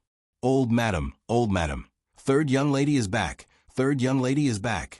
Old Madam Luo's maid was so happy that she didn't even care about etiquette and hurried to the guest room where old Madam Luo was staying. Her voice could be heard from far away. If it was in the past, the mothers would have reprimanded her. But now the situation was different. Not only did they not reprimand her, they were so happy that they all went to report the good news to old Madam Luo. It had been nearly 20 hours since the accident. Even if old Madam Luo knew that Jingwan was still safe, she didn't see her and didn't know how her injury was. She couldn't stop worrying. She almost didn't sleep all night and didn't eat anything. She was already old. How could she withstand such torment? Everyone was worried that she would fall ill, but it was useless no matter how they tried to persuade her. Because if they tried to persuade her, old Madam Luo would look at them coldly. She was not your child. Of course, you don't care about her. What's more, you don't want to see a group of heartless people around me. It was indeed difficult to understand that kind of anxiety and torment if one didn't experience it personally and didn't see something happen to one's loved ones. After old Madam Luo said such harsh words, no one dared to say a word. They just hoped that third young lady could come back soon. Luo Jinghua, on the other hand, stayed by old Madam Luo's side and didn't say anything comforting. He only said to old Madam Luo at the beginning, "If my sister is really not well, I will take care of her for the rest of my life. If I die before my sister, I will leave behind my last words and ask my children and grandchildren to treat their aunt and grandaunt like how they treat me. Otherwise, they will be expelled from a family." These words might sound like cursing Jingwan, but it was the most sincere and practical care. Old Madam Luo took his hand and almost burst into tears. Good. You are all good children. This is fate. It may be in this life. It's rare to meet someone who is worth it. You have to cherish cherish. The grandfather and grandson stopped talking about Jingwan, although they were waiting for her. Luo Jinghua told old Madame Luo some interesting things in the capital and talked about the various friends he made. He tried to distract old Madame Luo as much as possible, so that the grandfather and grandson, who were not very close, were quite close in this short period of time. Even when she couldn't take it anymore and closed her eyes to take a nap, Luo Jinghua never left. Finally, she came back. Old Madame Luo suddenly. She seemed to wake up. Wan is back? Yes, grandmother. Little sister is back. Luo Jinghua was also very happy. He quickly helped her up with the servant girls. Madame Luo had not changed her clothes to begin with, so she stopped the maid from combing her hair and hurriedly walked out. But Jingwan. She was worried. Jingwan. How could Jingwan Luo worry not worry to worry? She miss she. Luo she. Luo Mississippi. After waiting for the people who went to find her, she immediately went back without saying anything. Before that, she had already treated the wound on her neck. Some things with traces of Li Hongyuan were also wiped clean. On the way back, the others were worried that she couldn't bear the long journey. After all, the road was full of potholes. Before walking from the foot of the mountain to White Dragon Temple, it was basically impossible to step on a flat ground. More importantly, the journey was very long. Unexpectedly, Jingwan didn't slow them down at all. On the contrary, the servants of the Luo family didn't rest for a while and continued on the road. They were very tired. Their speed was even slower than that of the 70 or 80-old people. If they walked slowly like this, they didn't know when they could return to White Dragon Temple. Jingwan decided to go first with the two monks. To some extent, this decision was very risky. The monks from White Dragon Temple were young, not old. They were all young and strong. Of course, if they could come to find Jingwan together, there was absolutely no problem with their character. They were all devoted to Buddha and abided by the rules and precepts. But the people of the Luo family didn't know. How could they be assured to let their miss follow these two foreign men? Even if nothing happened, if they were seen by others, their miss's reputation would definitely be affected. But Jingwan couldn't continue to wait. Once emotions took the upper hand, it was difficult to suppress them with reason. She was willing to believe in the people of White Dragon Temple and gamble. From the beginning to the end, the two monks were neither sad nor happy. They knew that the servants of the Luo family didn't trust them, so they didn't explain or promise anything. After Jingwan made the decision, they dutifully escorted Jingwan back to White Dragon Temple. To Jingwan's surprise, she didn't meet anyone along the way. At first, she thought it was because it was remote. Later, she gradually found that something was wrong. It was daytime, and the foot of the mountain in front of White Dragon Temple was very lively. It turned out that the two monks quietly avoided other people and protected Jingwan in their own way, putting an end to the worries of the servants of the Luo family. Thank you very much, masters. Benefactress, you are too polite. One of them said.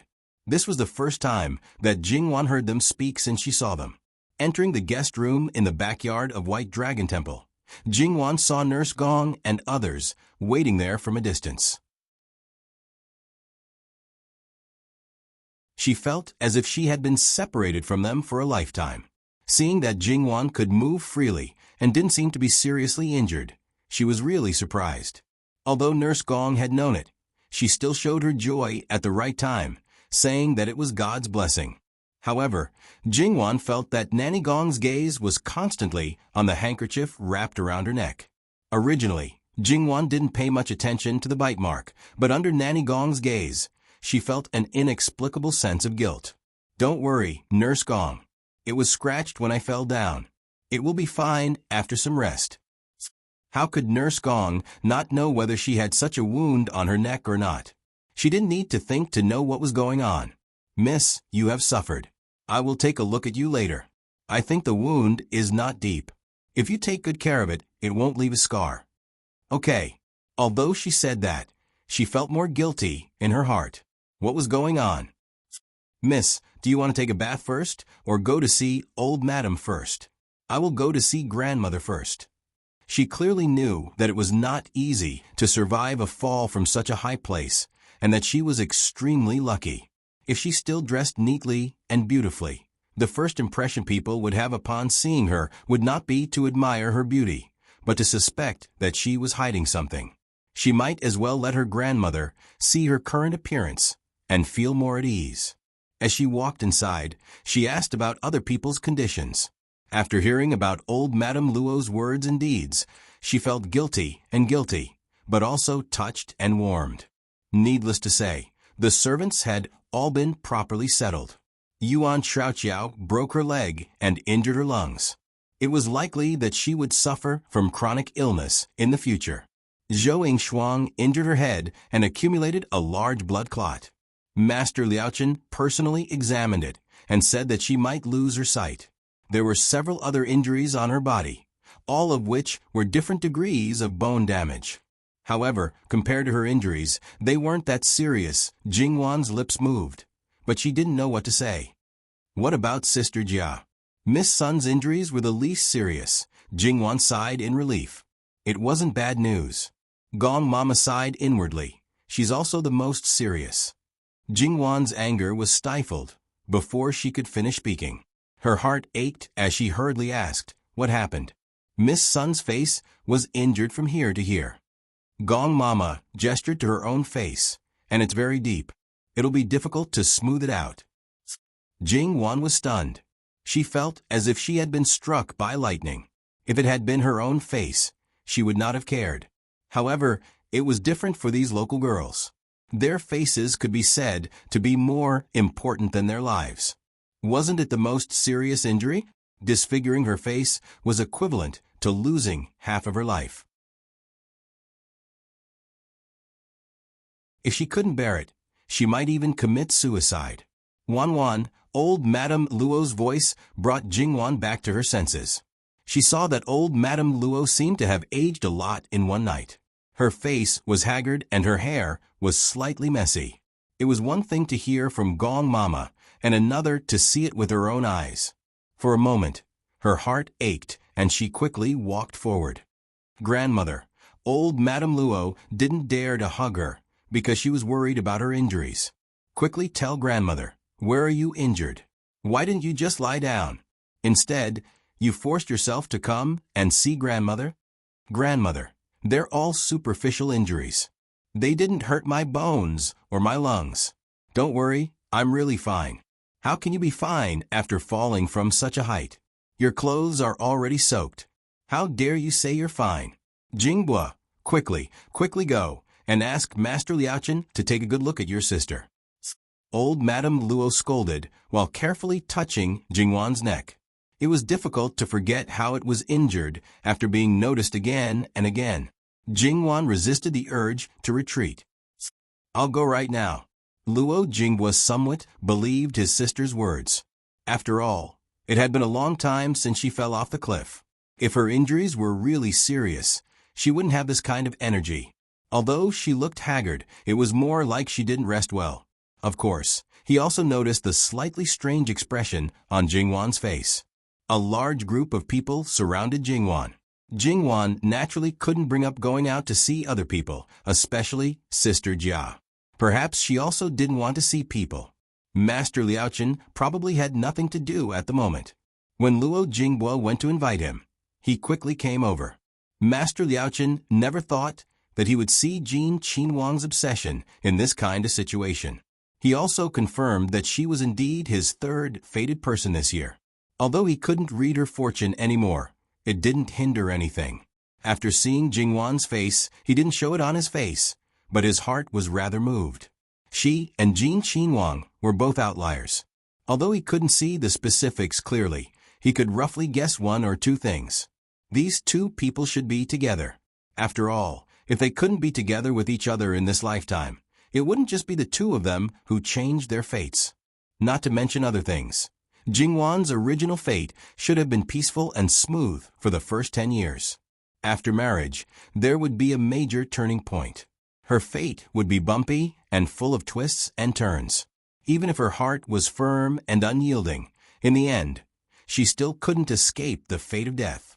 Now that the difficult fate had been cut off, gradually showing signs of happiness, longevity, and good health. But it was still hazy, which meant that there might be some twists and turns. Because Jin Qin Wang forcibly changed her fate, naturally everything was going to be uncertain. Master Liaochen had always believed in letting nature take its course. Everything was decided by the heavens. However, there would always be some people that people couldn't bear. Jingwan's eyes were clear and gentle. Her heart was open and kind. This kind of person shouldn't suffer so much. Jin Qin Wang insisted on changing her fate. Other than his obsession with her, wasn't it also because he owed her a debt? The grace of saving his life in the previous life, the grace of rebirth that changed his fate. Wasn't this also destined? Jingwan had a good impression of Master Liaochen. This was a true senior monk, true to his name. His words were as one, his countenance benevolent. Greetings to Master. Amit Ba. Master Liaochen smiled. Miss Luo doesn't need to be so courteous. Jingwan lightly raised her eyebrows and smiled. Why does the master call me Nu Shizhu? Does everyone else in Bai Long Temple call me that? Since there are still so many people who call me that, it doesn't matter if there's one less. Not inflexible, not pedantic, not damaging his temperament as a monk, but at the same time, it made people feel that he was their elder. That's true. My daughter will have to trouble master here. It's not considered trouble.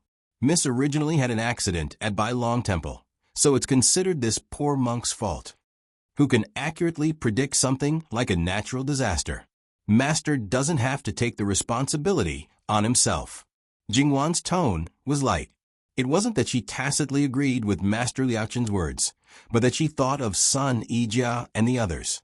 They didn't do anything outrageous, but they ended up like this. Heaven really was unfair. Master Liaochen helped Jingwan take her pulse, as he said, Severn's misfortune may be a blessing in disguise. Jingwan stared blankly. She wasn't sure if Master Liaochen saw through her thoughts and specially comforted her, but she had heard a lot about Master Liaochen's reputation on the way here. Master is right, my daughter thought wrongly. Master Liaochen nodded. Miss Luo's body is fine. Just apply some medicine for bruises and it'll be fine.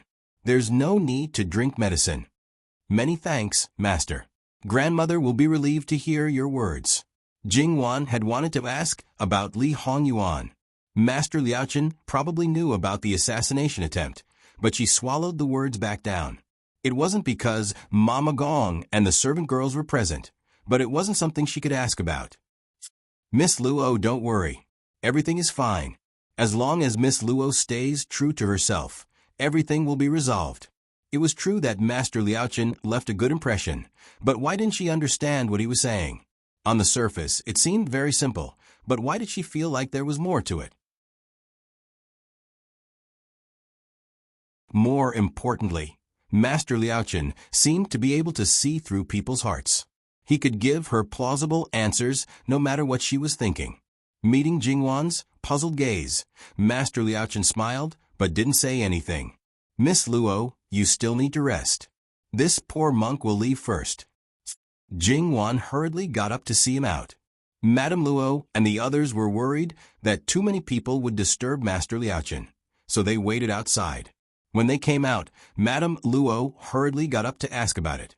Even though Jingwan had already explained that she had been lucky and had fallen in a special place, she had managed to survive.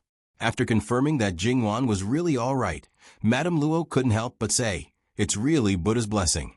This situation was so similar to what had happened 2 days ago that everyone couldn't help but wonder if Jingwan had offended someone, which was why she had been in trouble for the past 2 days. If you ask me, Miss Luo has always been kind. You're in a sacred place of Buddhism, so Buddha naturally has to protect you, a servant girl said. However, she might be able to gain favor at other times, but now was not the right time. After all, so many people had been injured, especially Sun Yijia. Didn't this mean that she was usually a vicious person?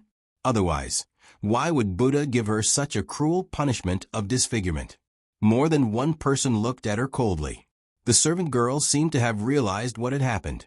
and her face instantly paled. That cliff was so steep. It's naturally Buddha's blessing that no one died, Jingwan said. Master Liaochen was still the same. He didn't say much and even smiled amiably. Luo Jingwa saw him off again. Although Madame Luo was exhausted, she still urged Jingwan to rest first. If grandmother doesn't rest first, how can your granddaughter rest in peace? Madame Luo couldn't dissuade Jingwan, but now she did feel relieved and relaxed. She felt tired, so she agreed. However, she didn't forget to remind the people around her to visit Yuan Xiao often. Although she didn't have any feelings for her, she was still her granddaughter. Jingwan washed up in the wing room next door. 2 days ago, she was attacked by Li Hongyuan at night, so the marks on her back were naturally seen by the servant girls. However, Nanny Gong easily fooled the servant girls who didn't know what had happened. They mistook the kiss marks on Jingwan's back, which had faded a lot, as scratches caused by falling down the cliff. Fortunately, Li Hongyuan's marks were all over the place. Otherwise, it would be hard to explain. Even if there were scratches, they wouldn't be little red marks. From this point of view, it seemed that she had to thank Li Hongyuan. Nanny Gong's face darkened. The servant girls naturally thought that she was worried about Jingwan's injury. Is the injury on her back serious? I don't feel anything. Nanny Gong was worried that if she continued to talk, Jingwan would have doubts, so she changed the topic. The wound on Jingwan's neck was carefully treated by Nanny Gong. However, in the process, Jingwan always felt that Nanny Gong's gaze was going to pierce through her neck. She felt a little scared for no reason. Well, Nanny, even if there will be a scar, it's nothing to care about. Could Nanny Gong tell her that what she cared about was not whether there would be a scar, but the way the scar was left? She was easy to fool. Indeed, there's nothing to care about. Although the king of hell was a bastard, he definitely wouldn't despise the girl just because she had a scar on her body. Moreover, this scar was caused by him. If he dared to have any thoughts about it in the future, Granny Gong might really fight him to the death. You're generous. Jingwan couldn't help but look at Nanny Gong. Why did the latter words sound so stiff? It looked no different from usual, but it felt weird. Nanny, Miss, which of the 3 girls do you want to visit first? Nanny Gong knew her well. She couldn't sleep peacefully if she didn't check on them. Nanny, you changed the topic too abruptly. Ying Shuang is still asleep, so I won't disturb her for the time being. I'll visit my cousin first, and then Sister Jia. In fact, she still didn't know how to face son Ijia. When Jingwan went out, she happened to meet the wife of Wu, Anho's heir apparent. She was a newlywed and originally came to offer incense, but she didn't expect to encounter such an incident. Fortunately, Fu Yunting was fine. If a new widow came, then it would be the wife of Wu Anho's heir apparent's family name was Wei. It didn't seem obvious now, but it was said that her ancestors were very prominent. Madame Wei was kind-hearted and had a straightforward personality. She had known Fu Yunting for a long time and could be said to be congenial. In the days after their marriage, they could be said to be in a good mood. She didn't expect to encounter such an incident. Although her husband wasn't injured, her bad mood naturally wouldn't come back easily. When she saw that Jingwan was standing, she was really relieved. Her husband felt guilty and uneasy because of a strange woman. Even if he knew what happened, he still cared a little. Now, he should let go of the knot in his heart. On the contrary, it was the Luo family that owed him. Don't blame her for being snobbish or calculating. It was just that Wu Anho's situation was very bad now. As long as she could do something that would benefit Wu Anho's heir apparent, she didn't mind losing face. She was a woman, so it was more convenient for her to do certain things than a man. At this time, when she saw Jingwan, the smile on her face was especially sincere. It's great that third Miss Luo is fine. I have to thank heir apparent Fu for being able to be safe and sound. Jingwan first bowed to Madame Wei. It was a formal bow. This time, Madame Wei was a little embarrassed.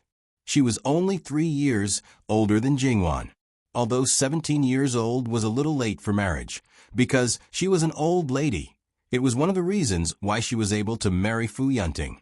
The officials of the Wei family were also military officials, so they didn't pay much attention to etiquette. However, they knew that Jingwan's bow was too formal. Although she was the wife of the heir apparent of Wu Anho's heir apparent, in fact, there weren't many people who would take her seriously. They might even mock and ridicule her. She wasn't sure if this Miss Luo was too good at being a person, or if she was sincere and not pretentious. You can't. Get up quickly. Both parties exchanged some pleasantries. Although there was nothing substantial, when Madame Wei left, both parties seemed to be quite happy. With the situation in Wu Anho's heir apparent, I don't know what will happen to the wife of the heir apparent in the future. Jingwan was quite emotional. Wu Anho's heir apparent may not be without any changes. It depends on whether Wu Anho's heir apparent could survive until Emperor Lu Cheng's death. It depends on the attitude of the next emperor towards Wu Anho's heir apparent. Jingwan understood Nurse Gong's unfinished words. In fact, what Nurse Gong wanted to say was, "It depends on what the King of Hell thinks." Yuan Xiaoqiao's temporary guest room was just next door, separated by a wall. However, Yuan Xiaoqiao just happened to drink the medicine and fell asleep. Jingwan just looked at her pale, sleeping face. Perhaps she hadn't recovered from the shock yet. Even though she had taken the sedative, she still couldn't sleep very well. She coughed from time to time. A lively and active girl who had a clear distinction between love and hate was lying here like this. She might be weak and sickly in the future. Take good care of her. If she needs anything, don't hesitate to find me over there. When she wakes up, send someone to inform me. Yes. The person who waited on Yuan Xiaoqiao responded. Zhou Shuang also stayed here. Jingwan naturally went to take a look. She asked some simple questions, and then went to Sun Yijia's place. Ding General Manor also had a fixed residence in White Dragon Temple. When the people of Ding General Manor came, they basically stayed there. It was some distance away from the Luo residence. https://www.bicken.com/11/11807/6652957. HTML. Please click here to report an error. Registration is not required. We will deal with it as soon as possible. After reporting, please wait patiently and refresh the page. Please remember the domain name of this book, www.bicken.com. Bicken. Com mobile version reading website, mbicken.com.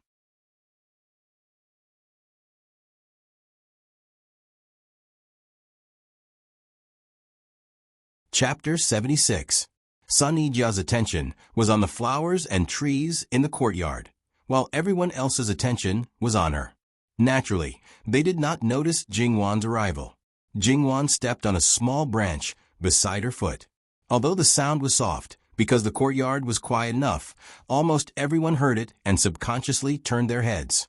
Sun Yijia's dull eyes lit up. She opened her mouth to call out to her, but just as she opened her mouth, she subconsciously covered her face and let out a soft hiss. Her beautiful brows furrowed and she pursed her lips. Obviously, because she suddenly opened her mouth, she had pulled on her wound. But other than that, she did not have any other emotions and waved at Jingwan. The moment Sun Yilan saw Jingwan, his gloomy eyes finally lit up.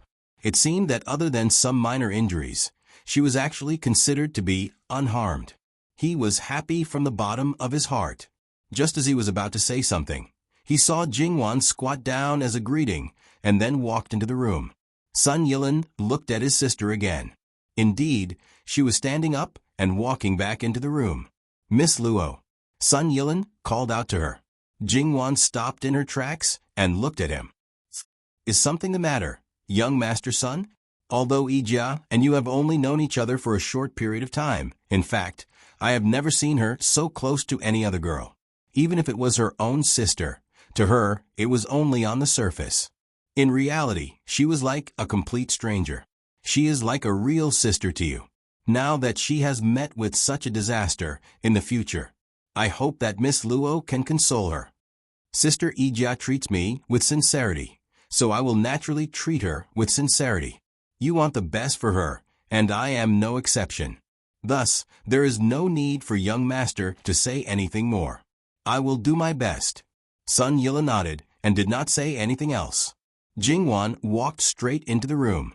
Sun Yijia sat by the table and gestured for her to sit. Jingwan didn't care about etiquette or rules. She didn't even try to avoid it. She just looked straight at her face. For people who didn't know her well, this was indeed very rude. However, if people who were close to her blindly avoided it, that kind of subtle and deliberate indifference would be even more uncomfortable. Half of her face was covered by a white cloth, and a thin white thread wrapped around the top of her head and chin. The white thread was handled very carefully, and it covered up as much as possible. This was also the reason why Jingwan didn't see any obvious marks on the other side. Sun Yijia reached out and pulled her to sit down. She then waved her hand at the people serving her, indicating for them to leave. Jingwan understood that she wanted to talk to him alone, so he asked his men to leave. After all, Sun Yijia's wet nurse was still worried. Before she left, she couldn't help but say a few words. It's not suitable for Miss Luo to speak for the time being. So Miss Luo, Sun Yijia reached out to stop her. It was obvious that she didn't want to listen to the nagging of the people around her.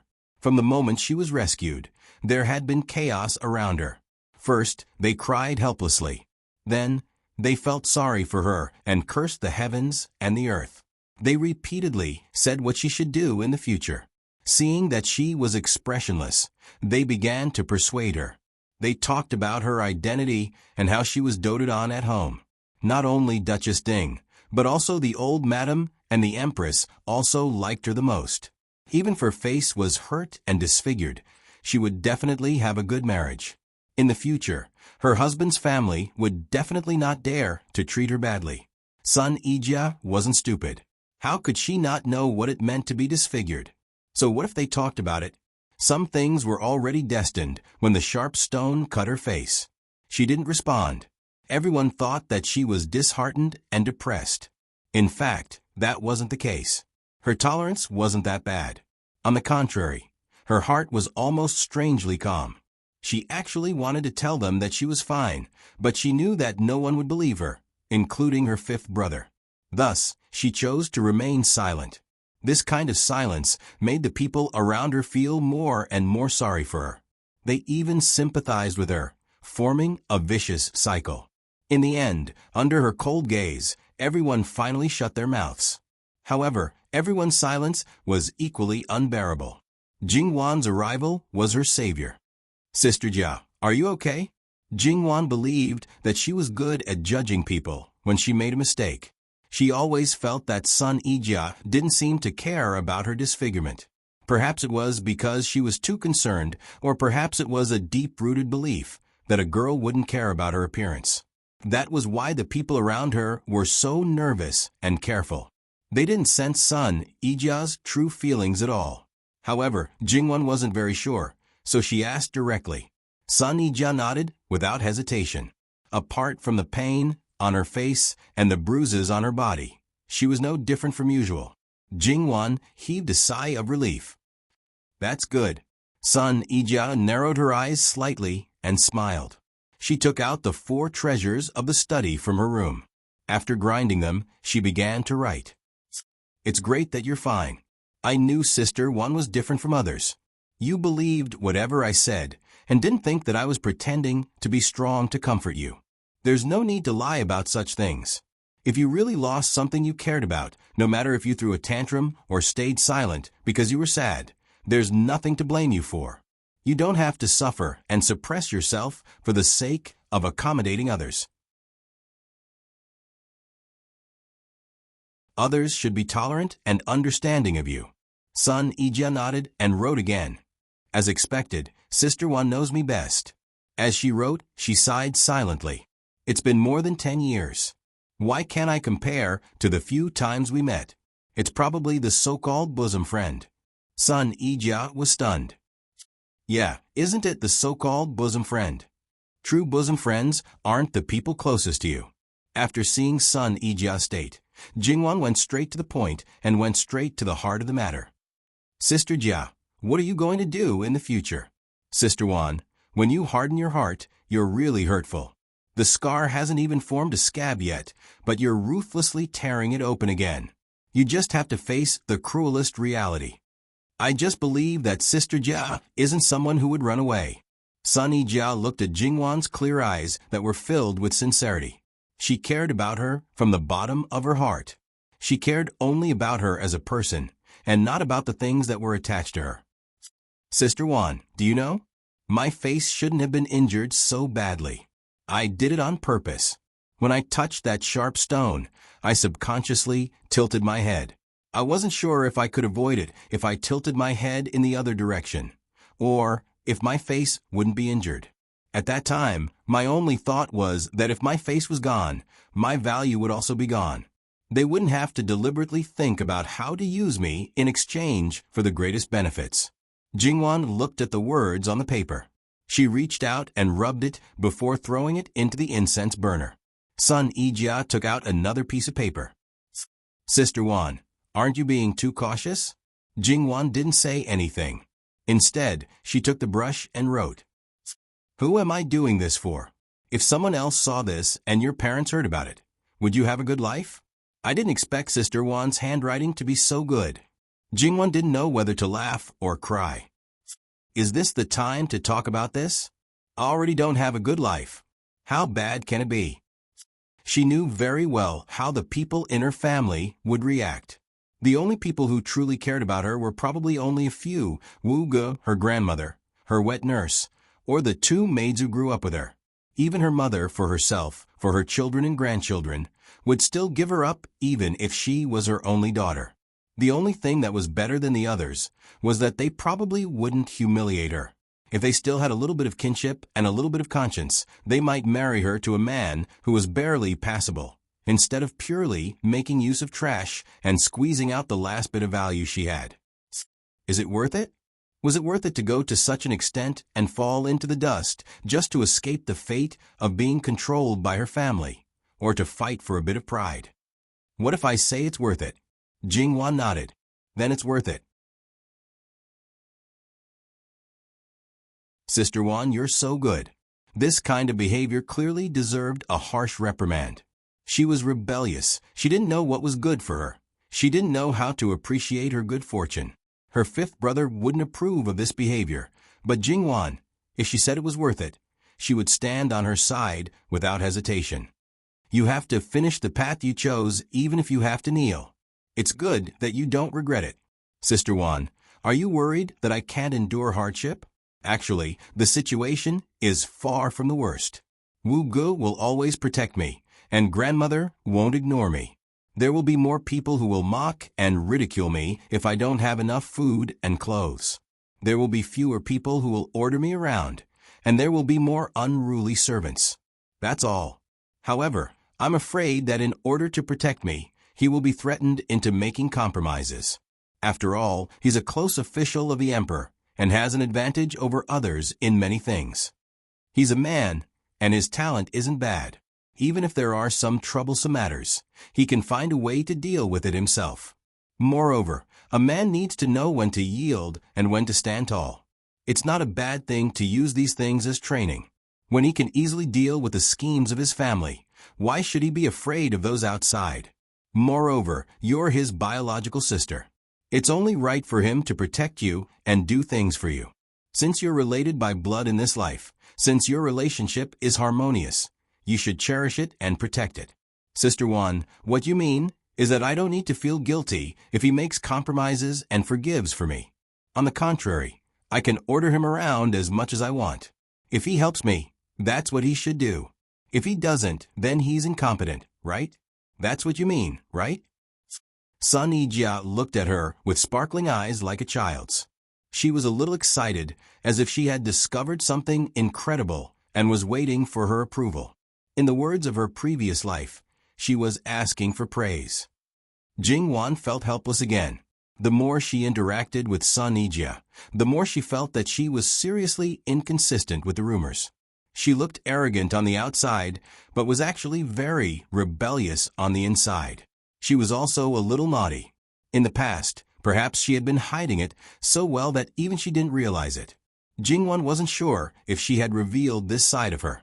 If she had, then she had really sinned. She knew that Sun Ijia was deliberately misinterpreting her words. Looking at her little expression and the wound on her face, she looked pitiful. Jingwon braced herself and nodded. You can understand it that way. Seeing her squinting her eyes like a little fox, Jingwon silently mourned for Sun Yilin in her heart. If he was tricked by her sister in the future, please don't blame it on her. Since Sun Ijia was prepared to face the future, Jingwon didn't say anything more. It was meaningless. Jingwon looked at her face again. In the future, don't do this kind of thing again. It wasn't good to hurt oneself to achieve one's goal. This time, it was just a coincidence. I just made the disaster that I couldn't avoid more serious. I never thought of doing it on purpose. Sister Jia, it's good that you know.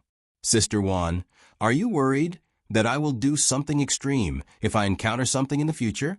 No, just like what you told me before, it's okay to cry occasionally, but you have to find the right person to cry to. You have to cry to the person who cares about you. It's the same principle.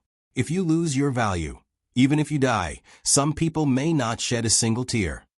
Young Miss Duchess Ding is here. Suddenly, Mama Gong's voice sounded from outside. Sun Ijia was stunned. Although she knew that someone would come, she didn't expect her mother to come in person. In Sun Ijia's opinion, the most likely person to come was her sister-in-law. Taking advantage of the time, Jingwon quickly put away all the used papers on the table. She didn't hide them and just casually covered them with white paper. She would take them away later. She calmly drank tea and ate her tea. She didn't feel guilty or flustered at all because she had done something bad. Sun Ijia felt ashamed of herself for being inferior to her calmness. After that, the people who were chased out by Sun Ijia came in one after another. If the madam came and saw that all the servants were outside, she would definitely be at the front. Then, a large group of people came in. Sun Ijia suddenly felt that she was overthinking. She originally thought that her mother actually cared about her daughter very much, but in fact, that wasn't the case. Her sisters-in-law were all here. What was going on? Were they here to laugh at her? Even if these so-called sisters-in-law wanted to come in the name of caring for her sister-in-law, as long as her mother's attitude was firm, she could completely refuse them. Her sisters-in-law didn't have the guts to disobey her mother. Oh my, did our sister Jia really hurt her face? What should we do? A young woman who was dressed very solemnly and gorgeously was the first to enter the room. Her tone and expression were unmistakably concerned, but the gloating in her eyes was too obvious. She poked Sun Ijia's face with her long fingernails. Sun Ijia evaded her with an expressionless face and looked coldly at her fourth sister-in-law. Obviously, Sun Ijia was still high and mighty and arrogant, even though her face was disfigured. This made the young woman furious. She lowered her voice and said, "Sister-in-law, I'd like to see how long Sister Jia, who has turned into an ugly monster, can remain arrogant. Fourth sister-in-law, mother is here. It's your turn to walk in front." A group of people came in later, and another woman behind Duchess Ding spoke up. "Oh, mother, don't be angry. Your daughter-in-law was just worried about Sister Jia for a moment. I definitely didn't. Enough." Duchess Ding waved her hand impatiently, and then her gaze fell on Sun Ijia. She looked at her face. Although there was concern and worry, it was very limited. There were more complicated expressions mixed with all kinds of emotions. Sun Ijia greeted her with a cold expression, just like how she usually greeted her mother. Duchess Ding's lips moved, but there were some words that she didn't say out loud. Before she came, she had already had a fierce argument with Duchess Ding about her. In the end, she compromised. "Since you're injured, take good care of yourself. Don't think so much." Duchess Ding was about to ask Sun Ijia's wet nurse about the specific condition of the injury on her face, and whether it was really impossible for her to recover. However, she inadvertently found that there was an outsider here. Seeing that there was a white cloth wrapped around her neck, she was one of the girls who had an accident. Which family are you from? Although Jingwan had been to Duke Ding's mansion, the only person who had an impression of her was Sun Yijia's eldest sister-in-law. She was usually smooth and slick, but at this time, she chose to remain silent. Jingwan of the Luo family greets Duchess Ding. When everyone heard this, the expressions on their faces were a little subtle. Duchess Ding's eyes were even a little unfriendly. You're the one who asked Big Sister Jia to come out? Why is Big Sister Jia's face hurt? Why are you standing there? Oh, by the way, it seems that you fell into the river below. You're really lucky and tough. That pair of beautiful eyes now had an irritating look of scrutiny. She looked at Jingwan as if she was looking at something strange. Jingwan knew very well that there was definitely more than one person who had similar thoughts. It was nothing more than venting their anger and giving them a target to vent their anger. However, Jingwan's good temper was also relatively speaking. If you treated her with courtesy, she would naturally treat you equally. Jingwan glanced at the others. There were many people who wanted to watch a good show, including Duchess Ding, who looked indifferent. However, Sun Yijia's face was a little ugly, and anger appeared in her eyes. Seeing that she was about to lose her temper, Jingwan spoke first. May I ask if you're speaking on behalf of Duke Ding's mansion or yourself? The other party was stunned. Obviously, she didn't expect Jingwan to react like this. So what if I'm speaking on behalf of Duke Ding's mansion? So what if I'm speaking on behalf of myself? Her expression became contemptuous. In her opinion, there was no difference between the two. Duchess Ding frowned slightly and looked at Jingwan with her eyes wide open. She suddenly felt a sharp spirit from this indifference. If I'm speaking on behalf of Duke Ding's mansion, then I'll take some time to go to Duke Ding's mansion and ask your old madam if the rules of your family are different from those of other families. How can you be so presumptuous and rude? When she said this, her eyes were still very calm as she looked at Duchess Ding calmly. In the entire Duke Ding's mansion, the person with the highest status was old Madam Sunday. It was normal to directly ignore Duchess Ding. Not to mention Duchess Ding, the faces of the large group of people who had just come in became a little ugly. This slap didn't just land on one person's face. Sun Yijia's fourth sister-in-law's face was the ugliest. She secretly glanced at Duchess Ding's face. She wanted to use this mother-in-law to teach this B*TCH who didn't know the immensity of heaven and earth a lesson. However, if this matter was implemented, she would be stripped alive. Of course, I'm speaking on behalf of myself. So what? Oh, on behalf of yourself? Jingwan answered in a low voice with a little carelessness. She brushed the cuff of her right hand with her left hand and looked down at her palm. Her intention to hit someone was so obvious that the woman subconsciously took a step back. Slap. A crisp sound shocked everyone. The woman covered her face and tilted her head to look at Sun Yijia in disbelief. Yes, it was not Jingwan who hit her, but Sun Yijia. The woman subconsciously raised her hand and wanted to hit back. Sun Yijia's face was indifferent.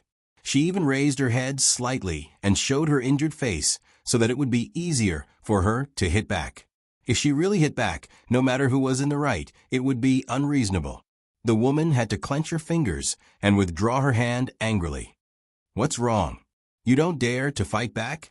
Sun Yijia opened and closed her mouth very slightly to avoid pulling the injury on her face as much as possible. After that, she slapped her again. This time, everyone was so shocked that they couldn't close their mouths. Although Sun Yijia's personality was usually cold, she was definitely the role model for many young ladies in the capital. No one dared to imagine that one day she would hit someone, because when this scene was played out, it could be imagined how great the shock it caused was. Yijia. Duchess Ding looked at Sun Yijia and frowned even more. Obviously, although Sun Yijia's behavior also surprised her, she was more angry. How could the daughter she taught be so rude? Unfortunately, her daughter, who used to do whatever she said and would immediately admit and correct her mistakes when she said she was wrong and do her best, didn't even look at her now. Sun Ijia's eyes were filled with unprecedented strong emotions. With hostility, she stared at her sister-in-law like a poisonous snake. Fourth sister-in-law, you don't know, right? Sister One originally planned to come to White Dragon Temple today, but I brought forward the time to yesterday afternoon. According to what you said, am I not the scourge? Among the 4 people in the carriage, I was the least injured. You are all cursing in your hearts why I didn't fall to my death directly, right? I let you down. Who told me to be so lucky? Even if you all died, it wouldn't be my turn. Because she deliberately lowered her voice. She even sounded like a malicious ghost who wanted to take people's lives. It was really frightening that a person who didn't get angry suddenly got angry. Ijia, look at yourself now. Why don't you shut up? Sun Ijia suddenly turned her head to look at Duchess Ding. What do I look like? If I'm not the same as what you think, it's naturally not good. Mother, don't think that I don't know what you and my father are thinking and what you want to do. I'm already like this. As she spoke, she covered her injured face with tears in her eyes. Anyway, I have nothing left. If anyone dares to insult me, don't blame me for doing something that will make Duke Ding's mansion lose face and make you regret it for the rest of your life. Ijia, perhaps Sun Ijia had hit the nail on the head. When she saw Sun Ijia's disheartened look, her heart began to ache. After all, she was her only daughter. Although she had done her best to cultivate her for a purpose, she had still put in a lot of effort. Don't be silly. Who would dare to abuse you? Don't do anything stupid, okay? Sun Ijia coldly twitched the corner of her mouth, making it clear that she didn't believe it. Duchess Ding suddenly felt helpless to her daughter and couldn't help but soften her tone. Come home with me first, okay? We can talk about it when we get back. Go back. You'll ground me when we get back, lest I, an ugly person, go out and be pointed at and humiliated? Or do you want to go all the way and marry me off far away so that I can never step into the capital again? Why do you think so? Isn't that so? Mother, do you dare to swear that you and father don't have such plans? Swear on the lives of your children and grandchildren. If you lie, you'll have no descendants. Duchess Ding could no longer maintain her composure. Her eyes were burning with anger. Sun Ijia, how can you say such vicious words? Your brothers doted on you for nothing. Your nephews like you so much. How can you curse them? I'm vicious? I just want you to swear on them. If you and father really don't have such plans, you'll have a clear conscience. Duchess Ding was suddenly speechless and couldn't say anything. You have nothing to say? Tears fell from Sun Ijia's eyes as she recounted her endless grievances and sorrow. You abandoned me first. You didn't want me first. You used to hold me in the palm of your hand and always gave me the best because I was valuable. You didn't raise a daughter, but a precious object, waiting for the day to exchange for the greatest benefits for you. But after all, you gave birth to me and raised me. I should repay you. So I did whatever you asked me to do without any complaints. But now my face is ruined and I'm worthless. Not only do you not pity me or comfort me, but you also sprinkle salt on my wound. It's said that kittens and puppies will develop feelings for each other after being raised for a long time. I feel that I'm not even as good as a kitten or puppy. The more she spoke, the more indignant she became. Jingwan had been looking at her coldly before, but when she saw Sun Ijia's face begin to bleed again, she hurried forward and said, Sister Jia, don't say it. Don't say it. Duchess Ding stood there in a daze. She probably never thought that her daughter would have such thoughts in her heart, but there seemed to be nothing wrong with what she said. Because of this, she was deeply touched. Thinking about herself, wasn't she like this all her life? Was she wronged at that time? Was she resentful? She knew that kind of sorrow, but she still heartlessly wanted her daughter to repeat it. Jingwan's anxious voice woke her up. Ijia, it's my fault. I won't abandon you. I promise you that that day will never come. Believe me, okay? Duchess Ding couldn't help but cry. It wasn't that she hadn't cried all these years, but she cried in front of Duke Ding. Her heart was cold and hard at that time, but now she was really crying for her daughter and for herself. Sun Yijia shook off her hand and buried her head in Jingwan's neck. Mother, you can go out first. I want to be alone for a while. Okay. I'll listen to you. Don't talk anymore. Be careful of pain. It's not good to bleed too much. She wanted to say, be careful of her face, but she was worried that it would touch her heart again. However, she was worried about leaving just like that. Madam, you might as well go out first. Leave Sister Jia to me. I'll persuade her, Jingwan said when she saw that she was at a loss. At this moment, she really cared about Sun Yijia. Okay, I'll have to trouble you, Miss Luo. https://www.bicken.com/11/11807/6652958. HTML. We will deal with it as soon as possible. After reporting, please wait patiently and refresh the page. Please remember the domain name of this book, www.bicken.com, Bikugo mobile reading website, Bicken.com. That you're tuning in to the Echo Reads YouTube channel. Don't forget to subscribe and join us on this journey to catch the most captivating stories.